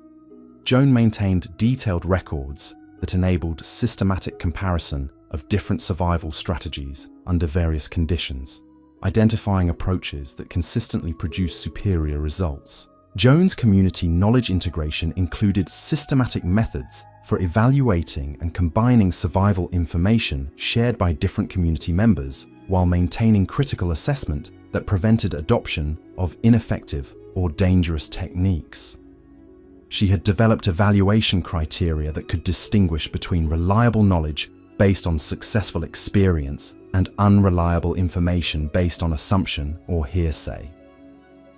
Her environmental integration protocols included techniques for combining weather observations, animal behavior patterns, and plant growth indicators into comprehensive environmental assessments that provided reliable guidance for survival planning and strategy adjustments.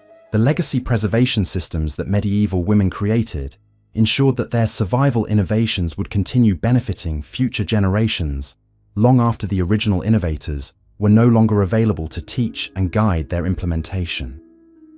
These preservation systems went beyond simple documentation to include comprehensive programs that maintained living knowledge through practical application and continuous improvement.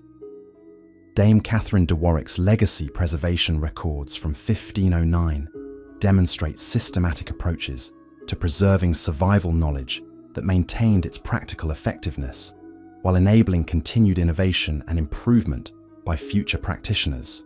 Catherine understood that preserved knowledge was worthless if future generations couldn't understand and apply it effectively under their own circumstances and challenges. Her knowledge preservation system included comprehensive documentation that recorded not just successful techniques, but also the reasoning and principles that made them effective. Catherine's records explained the thinking processes that led to specific innovations, enabling future practitioners to understand why techniques worked and how they might be modified for different circumstances. Catherine's teaching preservation included systematic training programs that ensured survival knowledge would be transmitted through practical instruction rather than just written records. She organized apprenticeship systems that provided hands-on learning experiences while maintaining master-apprentice relationships that could adapt teaching methods to individual learning styles and capabilities. Her innovation preservation systems included structured experimentation programs that enabled future generations to build upon existing knowledge while maintaining the proven techniques that formed the foundation of successful survival strategies. Catherine created systematic approaches to knowledge development that minimize the risks of dangerous experimentation while maximizing opportunities for beneficial innovation. The comprehensive winter survival systems that medieval women developed and refined over centuries represent extraordinary achievements in practical innovation, community organization, and knowledge preservation that enabled human civilization to survive and flourish during some of the most challenging environmental conditions in recorded history. Their success demonstrates the remarkable human capacity for developing sophisticated solutions to existential challenges through careful observation, systematic experimentation, and collaborative effort. These remarkable women proved that effective survival strategies must integrate technical knowledge with social cooperation, individual capability with community resources, and immediate survival needs with long-term sustainability in ways that preserve not just physical life, but also the cultural values and social relationships that make human existence meaningful and worthwhile. Their innovations continue to offer valuable insights for contemporary communities facing environmental challenges, resource limitations, and social disruptions that threaten both immediate survival and long-term prosperity. The principles they developed for managing scarce resources, maintaining community cooperation, and preserving essential knowledge remain relevant for modern situations where traditional support systems may be unavailable or inadequate.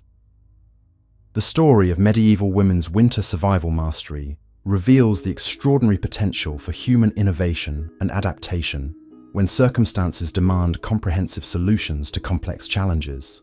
Their achievements demonstrate that ordinary people can accomplish remarkable things when survival depends on intelligence, determination, and the successful integration of individual knowledge with collective wisdom and mutual support. Most importantly, these women understood that true survival required more than mere physical endurance. They recognized that maintaining human dignity, community relationships, and cultural continuity during extreme hardships was as important as securing adequate food and shelter. Their comprehensive approach to survival created systems that preserved not just life itself, but the qualities that made life worth preserving, and communities worth maintaining through even the most challenging circumstances that nature could impose. The depth and sophistication of their achievements challenges modern assumptions about historical capabilities and demonstrates that remarkable innovation can emerge from practical necessity, combined with careful observation, systematic thinking, and unwavering commitment to preserving what matters most about human civilization. Their legacy continues to inspire and inform contemporary efforts to develop resilient communities capable of thriving despite uncertain environmental and social conditions. The emergency shelter construction systems that medieval women mastered reveal perhaps their most critical survival skill for situations when primary shelters failed or proved inadequate during unexpected severe weather. These weren't crude temporary structures built in desperation, but sophisticated emergency housing systems that could be constructed rapidly using materials available during winter storms, while providing genuine protection against deadly weather conditions. Dame Marguerite de Lusignan's emergency construction records from 1517 describe systematic approaches to building emergency shelters that could save lives when primary housing became uninhabitable due to fire, structural collapse, or extreme weather damage. Marguerite understood that emergency shelter construction during winter weather required completely different techniques and materials than normal building activities, but she had developed methods that could create effective protection even under the most challenging circumstances. Her emergency construction system began with pre-positioned construction materials that were strategically located throughout her community in locations that would remain accessible even during severe storms. Marguerite maintained caches of essential building materials, including pre-cut structural components, weatherproofing materials, and construction tools that were specifically selected and prepared for emergency shelter construction. But Marguerite's most innovative approach involved modular construction techniques that allowed emergency shelters to be assembled quickly by people working under extreme stress and dangerous conditions. She had developed standardized construction components that could be assembled in multiple configurations depending on available space, materials, and the number of people requiring shelter. Her emergency shelters incorporated sophisticated heat retention systems that could maintain survivable temperatures using minimal fuel sources that might be available during emergency situations. Marguerite understood that emergency shelters were worthless if they couldn't provide adequate protection against deadly cold. But she had learned to create thermal systems that functioned effectively, even when constructed rapidly under challenging conditions. The structural integrity of Marguerite's emergency shelters was carefully engineered to withstand winter weather conditions while using construction methods that could be completed quickly by people who might not possess advanced building skills. She had developed construction techniques that created remarkably strong structures using materials and methods that were accessible to ordinary households facing emergency situations. The food rationing systems that medieval women developed for extending limited food supplies through unexpectedly long winter periods demonstrate their sophisticated understanding of nutrition, psychology, and resource management under extreme scarcity conditions. These weren't simple starvation diets, but carefully calculated rationing systems that maintained adequate nutrition while making limited resources last through extended periods of shortage. Dame Isabella de Montague's rationing protocols from 1525 reveal systematic approaches to food distribution that maximized survival prospects while maintaining morale and social cohesion during periods when food shortages threatened community survival. Isabella understood that poorly managed rationing could destroy community cooperation and create dangerous conflicts that might prove as deadly as starvation itself. Her rationing system began with comprehensive assessment of available food resources that provided accurate information about total supplies and realistic projections about how long current resources could sustain the community under different consumption scenarios. Isabella maintained detailed inventories that tracked not just total food quantities, but also nutritional content and storage stability that affected how resources could be allocated over extended periods. Isabella's distribution methods were based on sophisticated understanding of human nutritional requirements under cold weather and high-stress conditions. She had learned that people required different types and quantities of nutrients during winter survival situations than under normal circumstances, and she adjusted her rationing calculations to ensure that limited resources provided optimal survival support. Her psychological rationing strategies addressed the mental and social challenges created by food scarcity while maintaining community cooperation essential for collective survival.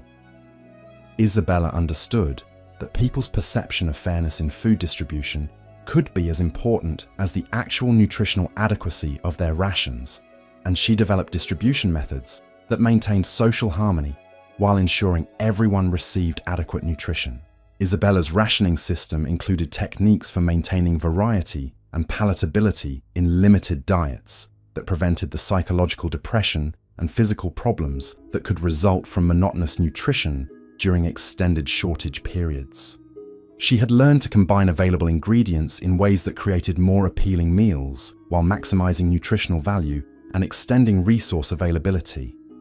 The water security systems that medieval women created for ensuring adequate liquid supplies during extended freeze periods reveal their understanding that water scarcity could kill faster than food shortages during severe winter conditions. These women developed comprehensive water management systems that could maintain adequate hydration for entire communities, even when normal water sources became completely inaccessible. Dame Eleanor de Montmorency's water security records from 1533 describe systematic approaches to water collection, storage, and conservation that could sustain communities through extended periods when normal water sources were frozen solid or otherwise inaccessible. Eleanor understood that water security required different strategies than food preservation because water couldn't be stored as easily or for as long as preserved foods.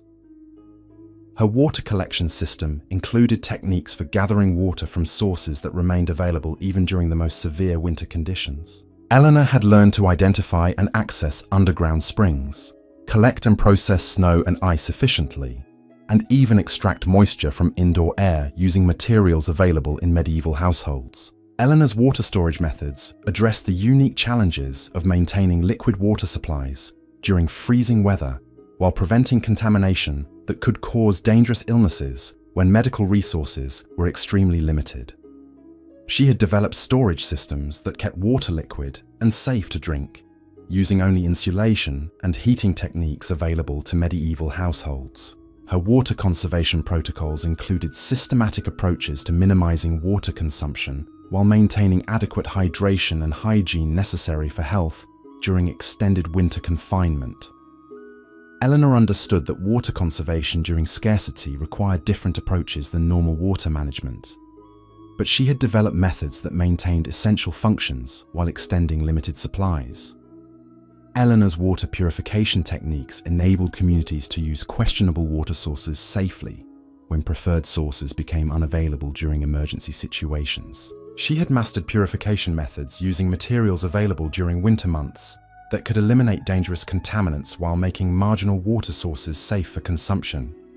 The tool improvisation systems that medieval women mastered for creating essential implements when normal tools were lost, broken, or inadequate for winter survival tasks demonstrate their remarkable resourcefulness and technical innovation under extreme resource constraints.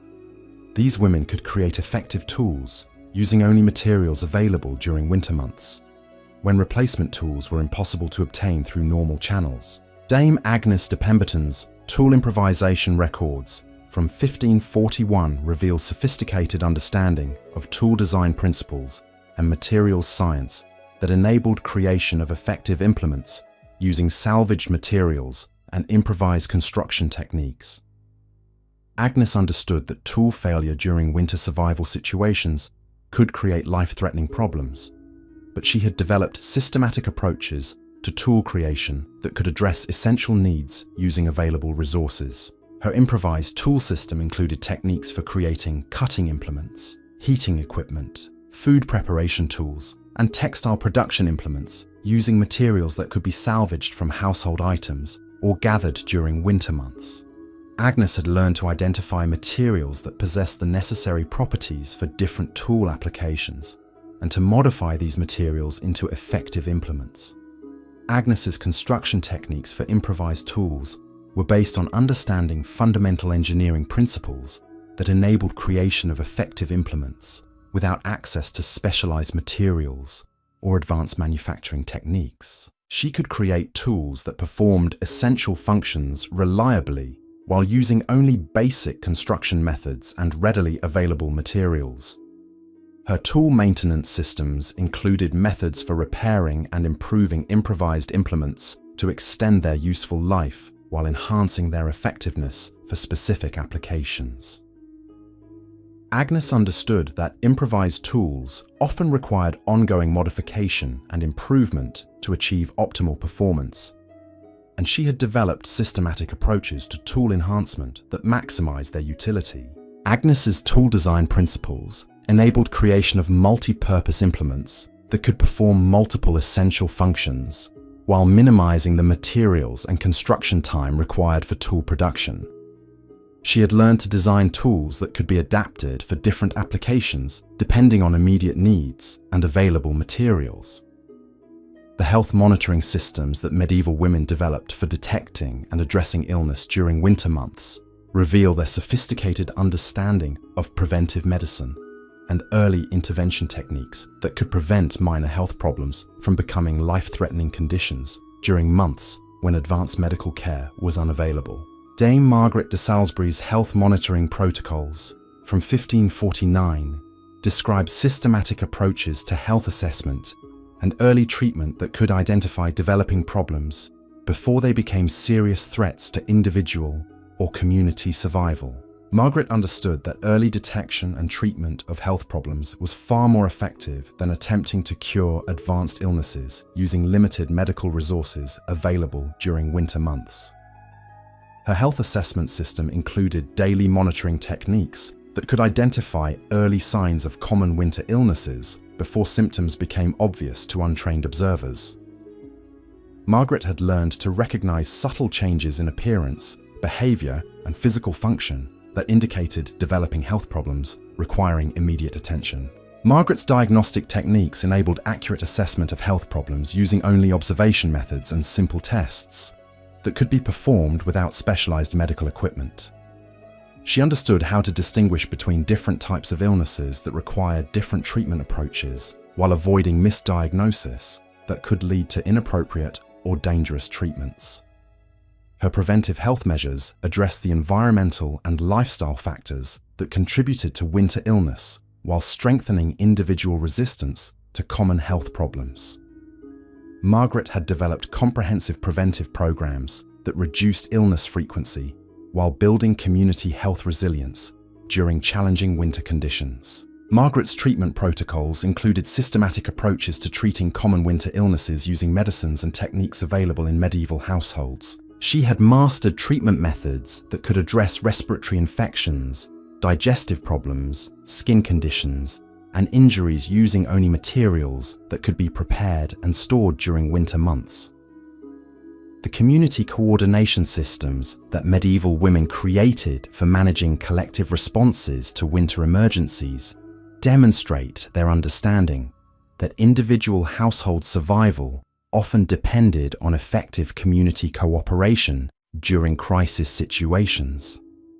These women developed sophisticated coordination mechanisms that could mobilize community resources quickly while maintaining the organization necessary for effective emergency response. Dame Joanne de Beaumont's Community Coordination Records from 1557 reveal systematic approaches to emergency response organization that could coordinate multiple households and diverse resources into effective collective action during winter crises.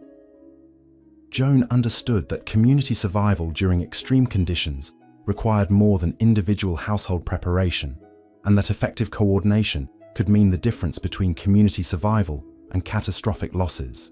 Her coordination system included communication networks that could function effectively during severe weather when normal travel and contact between households was impossible or dangerous.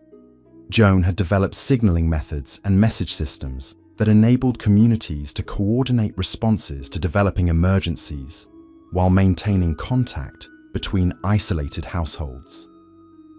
Joan's resource mobilization protocols included systematic methods for identifying available community resources and coordinating their deployment during emergency situations. She maintained detailed knowledge of every household's capabilities and supplies, while creating mobilization procedures that could quickly allocate resources where they were most needed during crisis situations.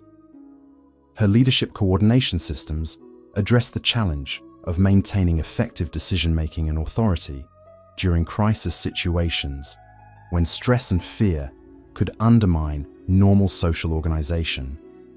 Joan had developed leadership structures that could function effectively during emergencies while maintaining community cohesion and cooperation essential for collective survival.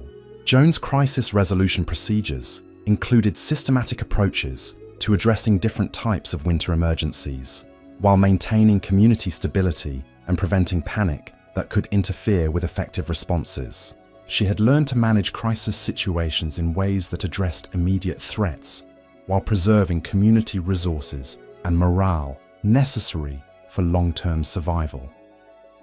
The knowledge preservation systems that medieval women developed during this final period of traditional winter survival created comprehensive approaches to maintaining and transmitting their accumulated expertise to future generations who would face similar challenges. These preservation systems ensured that centuries of accumulated survival knowledge would continue benefiting human communities long after the original practitioners were no longer available to provide direct instruction and guidance. Dame Catherine de Vere's knowledge preservation records from 1565 demonstrate systematic approaches to documenting, testing, and transmitting survival expertise that maintained its practical effectiveness while enabling continued development and improvement by future practitioners. Catherine understood that preserved knowledge was most valuable when it could be adapted and applied effectively under changing circumstances and evolving challenges. Her documentation system included comprehensive records that preserved not just specific techniques, but also the underlying principles and reasoning that made them effective under various conditions. Catherine's preservation methods enabled future practitioners to understand why specific approaches worked, while providing guidance for adapting proven techniques to different circumstances and available resources. Catherine's teaching preservation included structured training programs that combined written documentation with practical instruction to ensure survival knowledge would be transmitted through multiple channels that reinforced each other, while accommodating different learning styles and capabilities.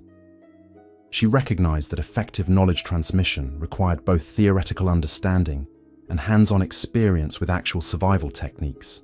Her innovation preservation systems included methods for maintaining the experimental and adaptive approaches that had enabled continuous improvement in survival techniques, while preserving the proven methods that formed the foundation of successful winter survival strategies. Catherine created systematic approaches to knowledge development that encouraged beneficial innovation while maintaining reliability and safety. Catherine's legacy systems included comprehensive programs for ensuring that future generations would understand not just specific survival techniques, but also the broader principles of adaptation, innovation, and community cooperation that had enabled medieval women to develop such effective responses to extreme survival challenges. The remarkable achievements of medieval women in developing comprehensive winter survival systems represent one of humanity's most extraordinary examples of practical innovation, community organization, and knowledge preservation under extreme conditions.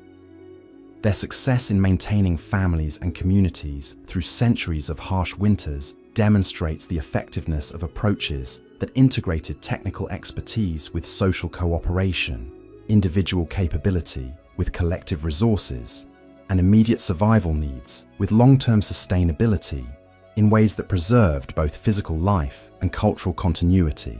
These extraordinary women proved that survival under extreme conditions requires far more than individual preparation or technical knowledge alone.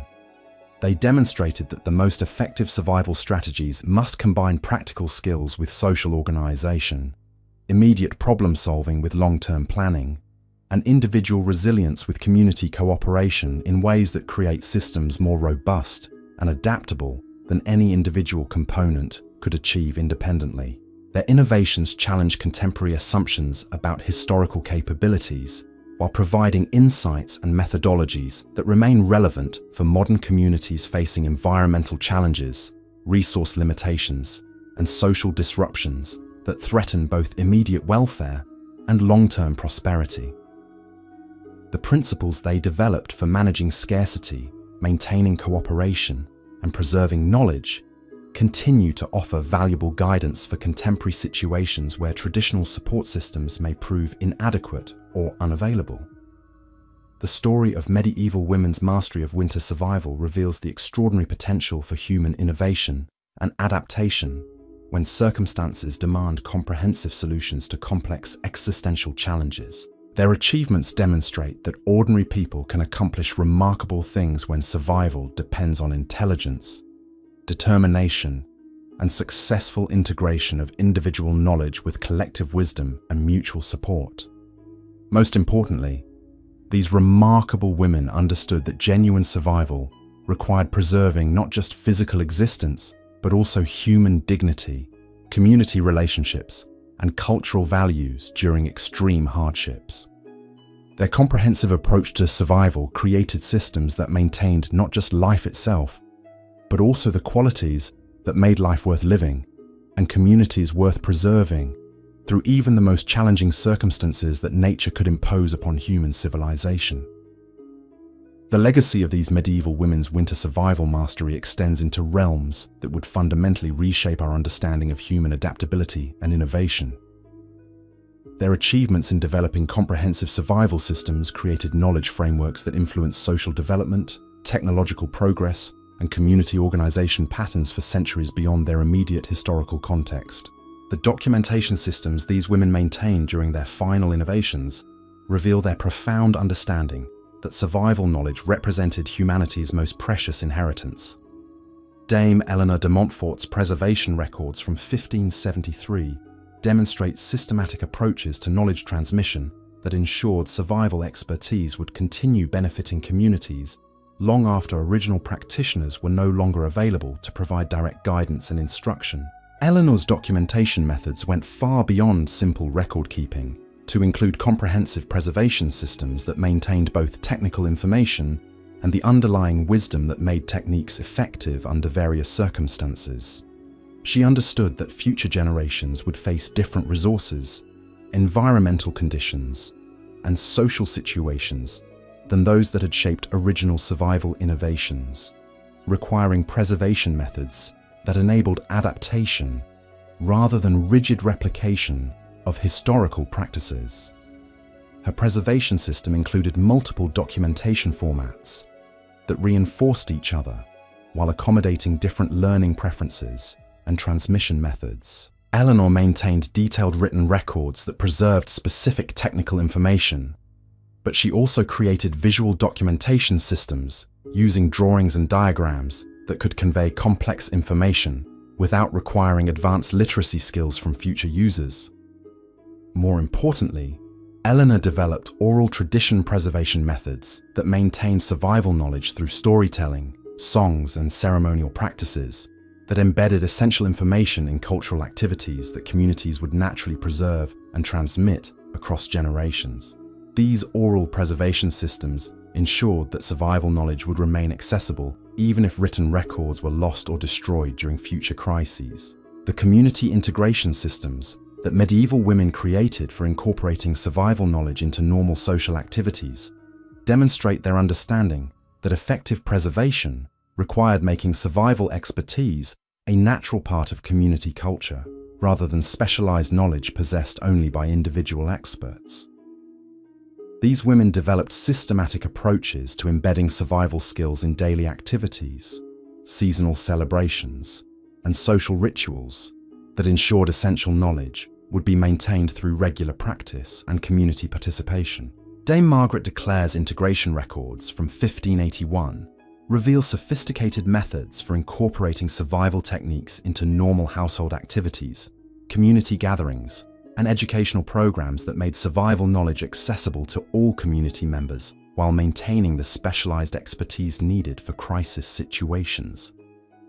Margaret understood that survival knowledge was most effectively preserved when it remained actively useful rather than theoretical information stored for potential future emergencies. Her integration system included techniques for incorporating food preservation methods into normal cooking activities, textile production skills into routine clothing creation, and resource management principles into everyday household economics. Margaret created learning opportunities that taught essential survival skills while accomplishing necessary daily tasks, making survival education productive rather than burdensome. Margaret's community education methods included systematic approaches to teaching survival skills through collaborative activities that strengthened social bonds while transmitting essential knowledge. She organized community projects that taught resource sharing, emergency coordination, and collective problem solving while creating useful improvements to community infrastructure and capabilities. Her seasonal integration programs incorporated survival skill practice into annual celebrations and cultural activities that made learning enjoyable while ensuring regular reinforcement of essential knowledge. Margaret created festival activities and community traditions that taught survival techniques through games, competitions, and collaborative projects that made skill development engaging rather than tedious. The adaptability systems that medieval women developed for enabling survival knowledge to remain effective despite changing environmental conditions and available resources reveal their sophisticated understanding that successful techniques must be flexible enough to work under various circumstances while maintaining core principles that made them effective. These women created survival frameworks that could be modified for different situations without losing their essential effectiveness. Dame Isabella de Warwick's adaptability protocols from 1589 describe systematic approaches to modifying survival techniques for different environmental conditions, resource availability, and community circumstances, while maintaining the fundamental principles that made techniques effective under various conditions. Isabella understood that rigid adherence to specific methods could prove as dangerous as inadequate knowledge when circumstances required different approaches to achieve successful survival outcomes. Her adaptation methodology included systematic analysis techniques that identified the essential principles underlying successful survival methods, while distinguishing between core requirements and circumstantial details that could be modified without compromising effectiveness. Isabella could determine which aspects of survival techniques were fundamental to their success and which elements could be adjusted based on available materials and environmental conditions.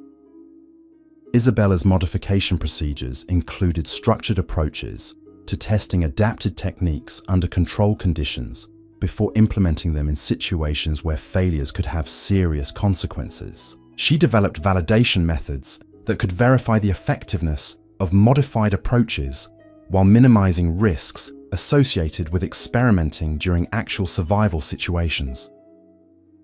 Her resource substitution systems included comprehensive knowledge about alternative materials and methods that could replace standard survival technique components when original materials were unavailable or unsuitable for specific circumstances. Isabella maintained detailed information about material properties and functional equivalence that enabled effective adaptation of proven techniques to different resource environments. The innovation synthesis systems that medieval women created for combining different survival techniques into more effective integrated approaches demonstrate their understanding that the most powerful survival strategies often emerged from creative combinations of proven methods rather than entirely new inventions. These women developed systematic approaches to technique integration that created survival capabilities greater than the sum of individual components. Dame Joan de Montfort's synthesis records from 1597 reveals sophisticated methods for combining preservation techniques, heating systems, resource management, and community organization approaches into comprehensive survival strategies that addressed multiple challenges simultaneously while using resources more efficiently than separate approaches could achieve. Joan understood that integrated survival systems were more robust and effective than collections of individual techniques applied independently. Her synthesis methodology included systematic analysis of how different survival techniques could complement and reinforce each other when combined appropriately. Joan could identify opportunities for integration that enhanced overall effectiveness while reducing resource requirements and simplifying implementation procedures. Joan's combination procedures included structured approaches to testing integrated techniques that validated their effectiveness while identifying potential conflicts or complications that could arise from combining different approaches. She developed testing methods that could evaluate integrated systems without creating dangerous situations during experimental phases.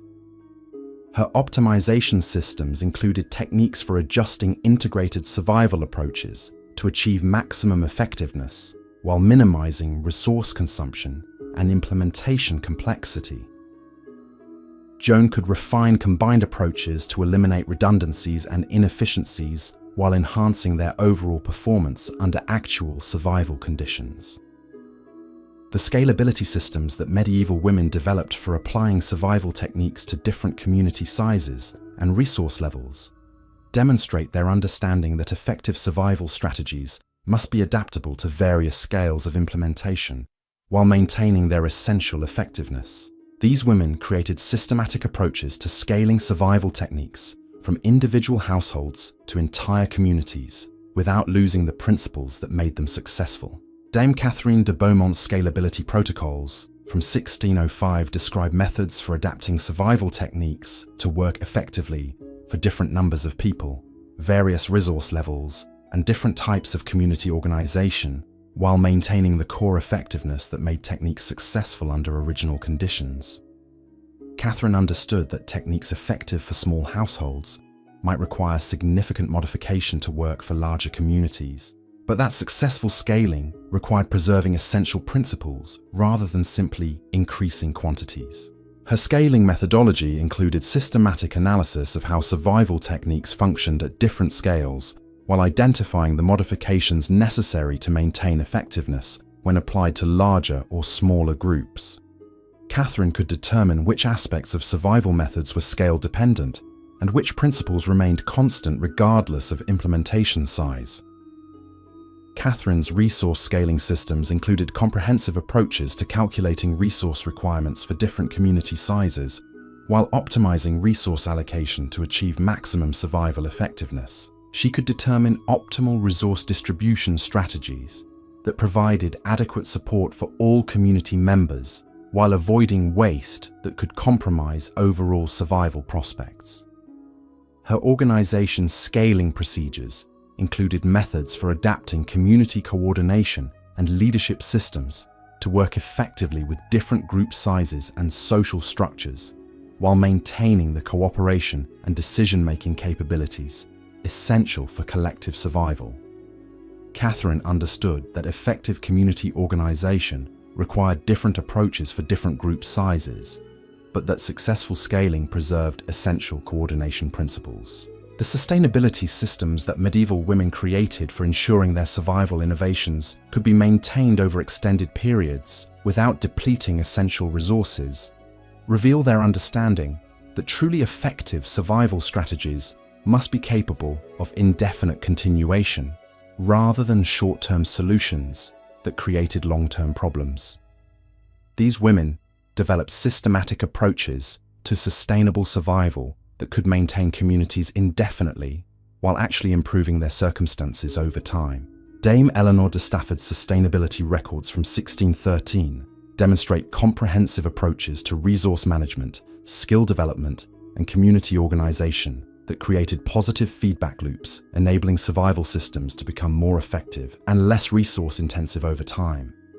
Eleanor understood that successful survival strategies should strengthen communities rather than simply enabling them to endure temporary hardships. Her sustainability methodology included systematic approaches to identifying and developing renewable resource sources that could support survival activities indefinitely without depleting essential materials or damaging environmental systems that communities depended upon for long-term welfare. Eleanor could distinguish between survival strategies that provided temporary solutions and approaches that created permanent improvements in community capabilities. Eleanor's regenerative systems included techniques for using survival activities to actually improve community resources and capabilities over time, rather than simply consuming available materials. She developed approaches to preservation, production, and resource management that left communities better prepared for future challenges while meeting immediate survival needs. Her knowledge sustainability procedures included systematic approaches to skill development and knowledge transmission that created expanding expertise rather than simple preservation of existing capabilities. Eleanor understood that sustainable survival required communities to become increasingly capable over time, rather than simply maintaining current knowledge levels. The measurement systems that medieval women developed for evaluating the effectiveness of their survival innovations demonstrate their sophisticated understanding that successful techniques required ongoing assessment and improvement rather than simple implementation of traditional methods. These women created systematic approaches to measuring survival effectiveness that enabled continuous improvement while identifying problems before they became dangerous. Dame Margaret de Vere's measurement protocols from 1621 reveal comprehensive evaluation systems that assessed survival technique effectiveness across multiple dimensions, including resource efficiency, reliability under various conditions, ease of implementation, and long-term sustainability. Margaret understood that effective measurement required evaluating survival techniques against multiple criteria rather than simple success or failure assessments.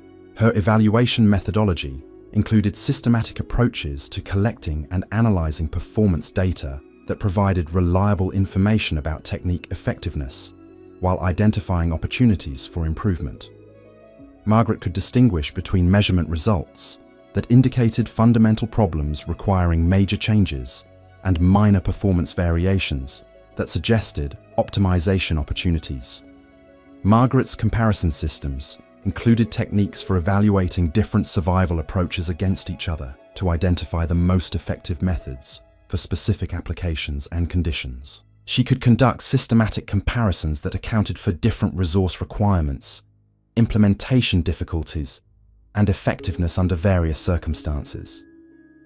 Her improvement procedures included structured approaches to using measurement results to guide technique refinement and innovation that enhance survival effectiveness while maintaining reliability and safety. Margaret understood that continuous improvement required systematic approaches to change that built upon measurement data rather than random experimentation.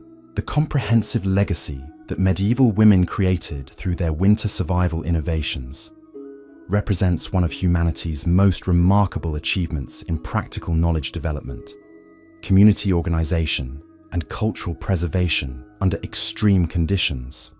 Their success in developing and maintaining survival systems that sustained communities through centuries of harsh winters demonstrates the extraordinary human capacity for innovation, adaptation, and cooperation when survival depends on collective wisdom and mutual support. These exceptional women proved that effective survival strategies must integrate technical expertise with social organization, immediate problem solving with long-term sustainability, and individual capability with community cooperation in ways that create resilient systems capable of adapting to changing circumstances while maintaining their essential effectiveness. Their achievements demonstrate that the most powerful survival innovations emerge from comprehensive approaches that address multiple challenges simultaneously, rather than isolated solutions to individual problems. Their innovations continue to provide valuable insights for contemporary communities facing environmental challenges, resource limitations, and social disruptions that threaten both immediate welfare and long-term prosperity. The principles they developed for managing scarcity, maintaining cooperation, preserving knowledge, and adapting to changing conditions remain relevant for modern situations where traditional support systems may prove inadequate for addressing complex contemporary challenges.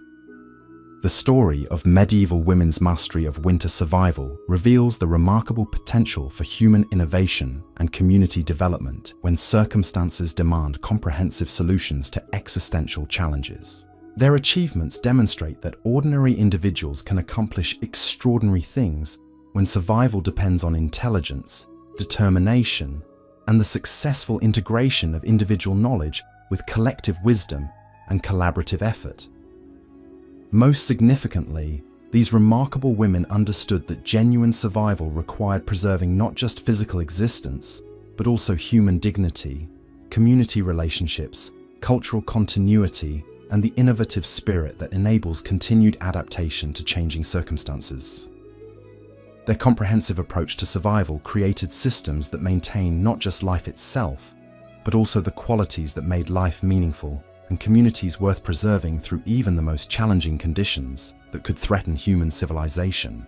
The depth and sophistication of their achievements challenges contemporary assumptions about historical capabilities, while demonstrating that remarkable innovation can emerge from practical necessity combined with careful observation, systematic thinking, collaborative effort, and unwavering commitment to preserving what matters most about human community and cultural continuity.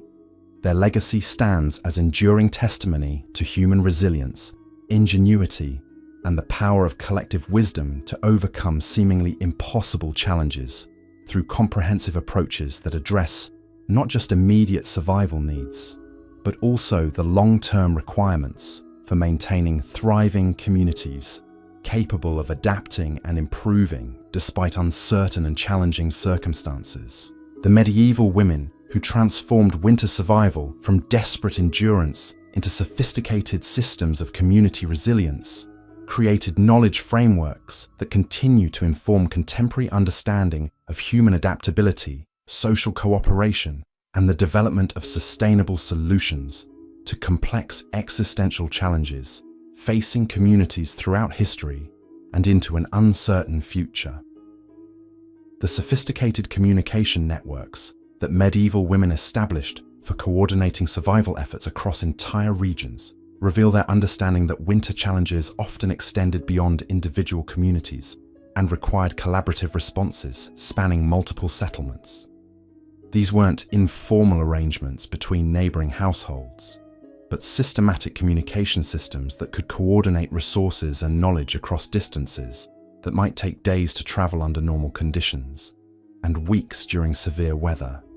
Dame Alice de Montpellier's regional coordination records from 1629 demonstrate how women created communication networks that linked communities across river valleys and mountain passes, enabling coordinated responses to widespread winter emergencies that could affect multiple settlements simultaneously. Alice understood that severe weather patterns often created similar challenges for communities across broad geographic areas, making regional coordination essential for effective survival responses. Her communication system included relay networks that could transmit essential information between communities, even when direct travel was impossible due to weather conditions. Alice had developed message systems that used combinations of visual signals, messenger routes, and coded communications that could function effectively despite the communication challenges created by winter weather and geographic barriers. Alice's information-sharing protocols included systematic methods for transmitting survival innovations between communities while maintaining operational security that prevented potentially hostile groups from gaining access to sensitive information about community resources and capabilities. She understood that knowledge sharing was essential for improving collective survival prospects, but that uncontrolled information dissemination could create vulnerabilities that threatened community security. Her resource coordination systems enabled communities to share surplus resources, with settlements experiencing shortages, while maintaining fair exchange relationships that preserved community autonomy and self-respect.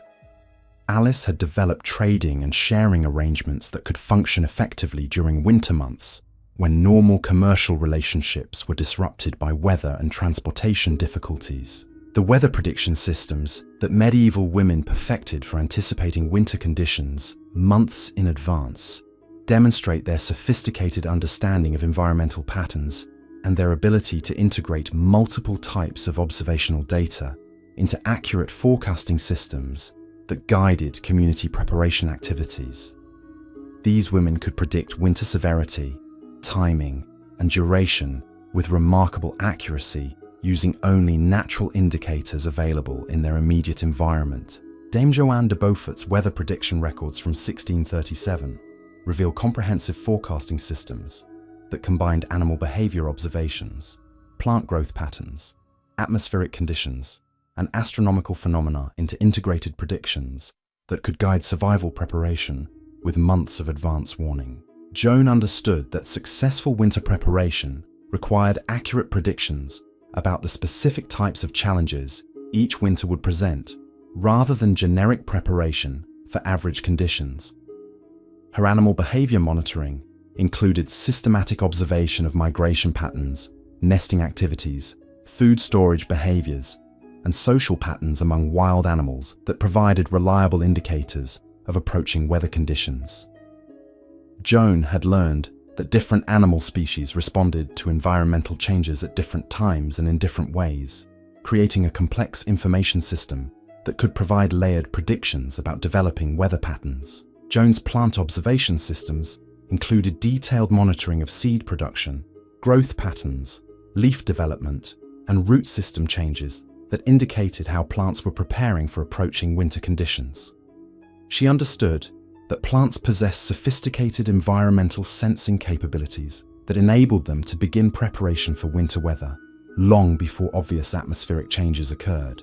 Her atmospheric monitoring techniques included systematic observation of wind patterns, cloud formations, temperature variations, and humidity changes that provided information about developing weather systems weeks or months before they produced obvious effects. Joan could recognize subtle atmospheric patterns that indicated the formation of weather systems that would affect winter conditions in her region. The precision agriculture systems that medieval women developed for maximizing food production in challenging environments reveal their sophisticated understanding of soil management, crop selection, and cultivation techniques that could produce substantial harvests even under marginal growing conditions. These women understood that successful winter survival began with maximizing food production during available growing seasons. Dame Margaret de Salisbury's agricultural innovation records from 1645 describe systematic approaches to soil improvement, seed selection, and cultivation methods that could produce exceptional yields using only materials and techniques available to medieval communities. Margaret understood that agricultural success required understanding complex relationships between soil conditions, plant varieties, weather patterns, and cultivation techniques. Her soil management systems included techniques for improving soil fertility using composting methods, crop rotation strategies, and natural amendments that could restore and enhance agricultural productivity without requiring external inputs that might be unavailable during challenging periods. Margaret had learned to create and maintain highly productive soils using only organic materials generated within her community. Margaret's crop selection methods included systematic evaluation of plant varieties that could produce reliable harvests under various weather conditions, while providing the nutritional diversity necessary for winter survival. She maintained detailed records of which crop varieties performed best under different growing conditions, and how different plants could be combined to maximize both yield and nutritional value. Her cultivation innovation included techniques for extending growing seasons, protecting crops from weather damage, and maximizing harvest yields through careful timing and cultivation methods. Margaret could manipulate growing conditions to achieve better results than conventional farming methods, while using resources more efficiently than traditional approaches. The food processing innovation systems that medieval women created for transforming raw agricultural products into shelf-stable preservation forms demonstrate their sophisticated understanding of food chemistry and processing techniques that could create nutritious, long-lasting food supplies using only processing methods available in medieval kitchens. Dame Catherine de Montmorency's processing records from 1653 reveal comprehensive food transformation systems that could convert seasonal agricultural surpluses into preserved foods that maintained nutritional value and palatability throughout extended storage periods. Catherine understood that successful preservation required understanding complex chemical and biological processes that affected food stability and safety during long-term storage. Her fermentation systems included sophisticated techniques for controlling bacterial and yeast activity to create preserved foods that were not only safe and nutritious, but actually more digestible and flavorful than fresh ingredients. Catherine had mastered fermentation processes that could transform seasonal vegetables, dairy products, and grain-based foods into preserved forms that improved rather than degraded during storage. Catherine's dehydration methods included systematic approaches to removing moisture from foods while preserving nutritional content and creating products that could be stored safely without refrigeration or chemical preservatives. She understood how to control drying conditions to achieve optimal preservation results while maintaining food quality and safety. Her combination preservation techniques integrated multiple preservation methods to create foods that were more stable and nutritious than single-method preservation could achieve. Catherine could combine fermentation, dehydration, salting, and smoking techniques in ways that created synergistic preservation effects while enhancing flavor and nutritional value. The textile innovation systems that medieval women developed for creating superior cold weather protection reveal their sophisticated understanding of fiber properties, fabric construction, and garment design that could provide exceptional protection against winter weather, using only materials available through local production or trade networks accessible to medieval communities. Dame Eleanor de Clare's textile innovation records from 1661 describe systematic approaches to fiber selection, fabric production, and garment construction that created winter clothing systems superior to anything available through conventional production methods. Eleanor understood that effective cold weather protection required understanding complex relationships between fiber properties, fabric structure, garment design, and wearing systems. Her fiber innovation included techniques for improving wool quality through selective breeding, feeding, and processing methods that enhanced natural insulation properties while improving durability and comfort characteristics. Eleanor had learned to produce wool fibers with superior characteristics through careful management of sheep breeding and care programs. Eleanor's fabric construction methods included weaving techniques that created textiles with enhanced insulation properties, improved water resistance, and superior durability compared to conventional fabric production. She could manipulate weaving patterns and fiber combinations to create fabrics with specific performance characteristics, optimized for different winter weather conditions. Her garment design innovations included clothing systems that provided superior protection while maintaining mobility and comfort necessary for winter survival activities. Eleanor understood that effective winter clothing required balancing protection against cold with practical requirements for movement and work capability. The fuel efficiency systems that medieval women perfected for maximizing heating effectiveness while minimizing resource consumption demonstrate their sophisticated understanding of combustion principles and heat management that could provide adequate warmth using dramatically less fuel than conventional heating methods.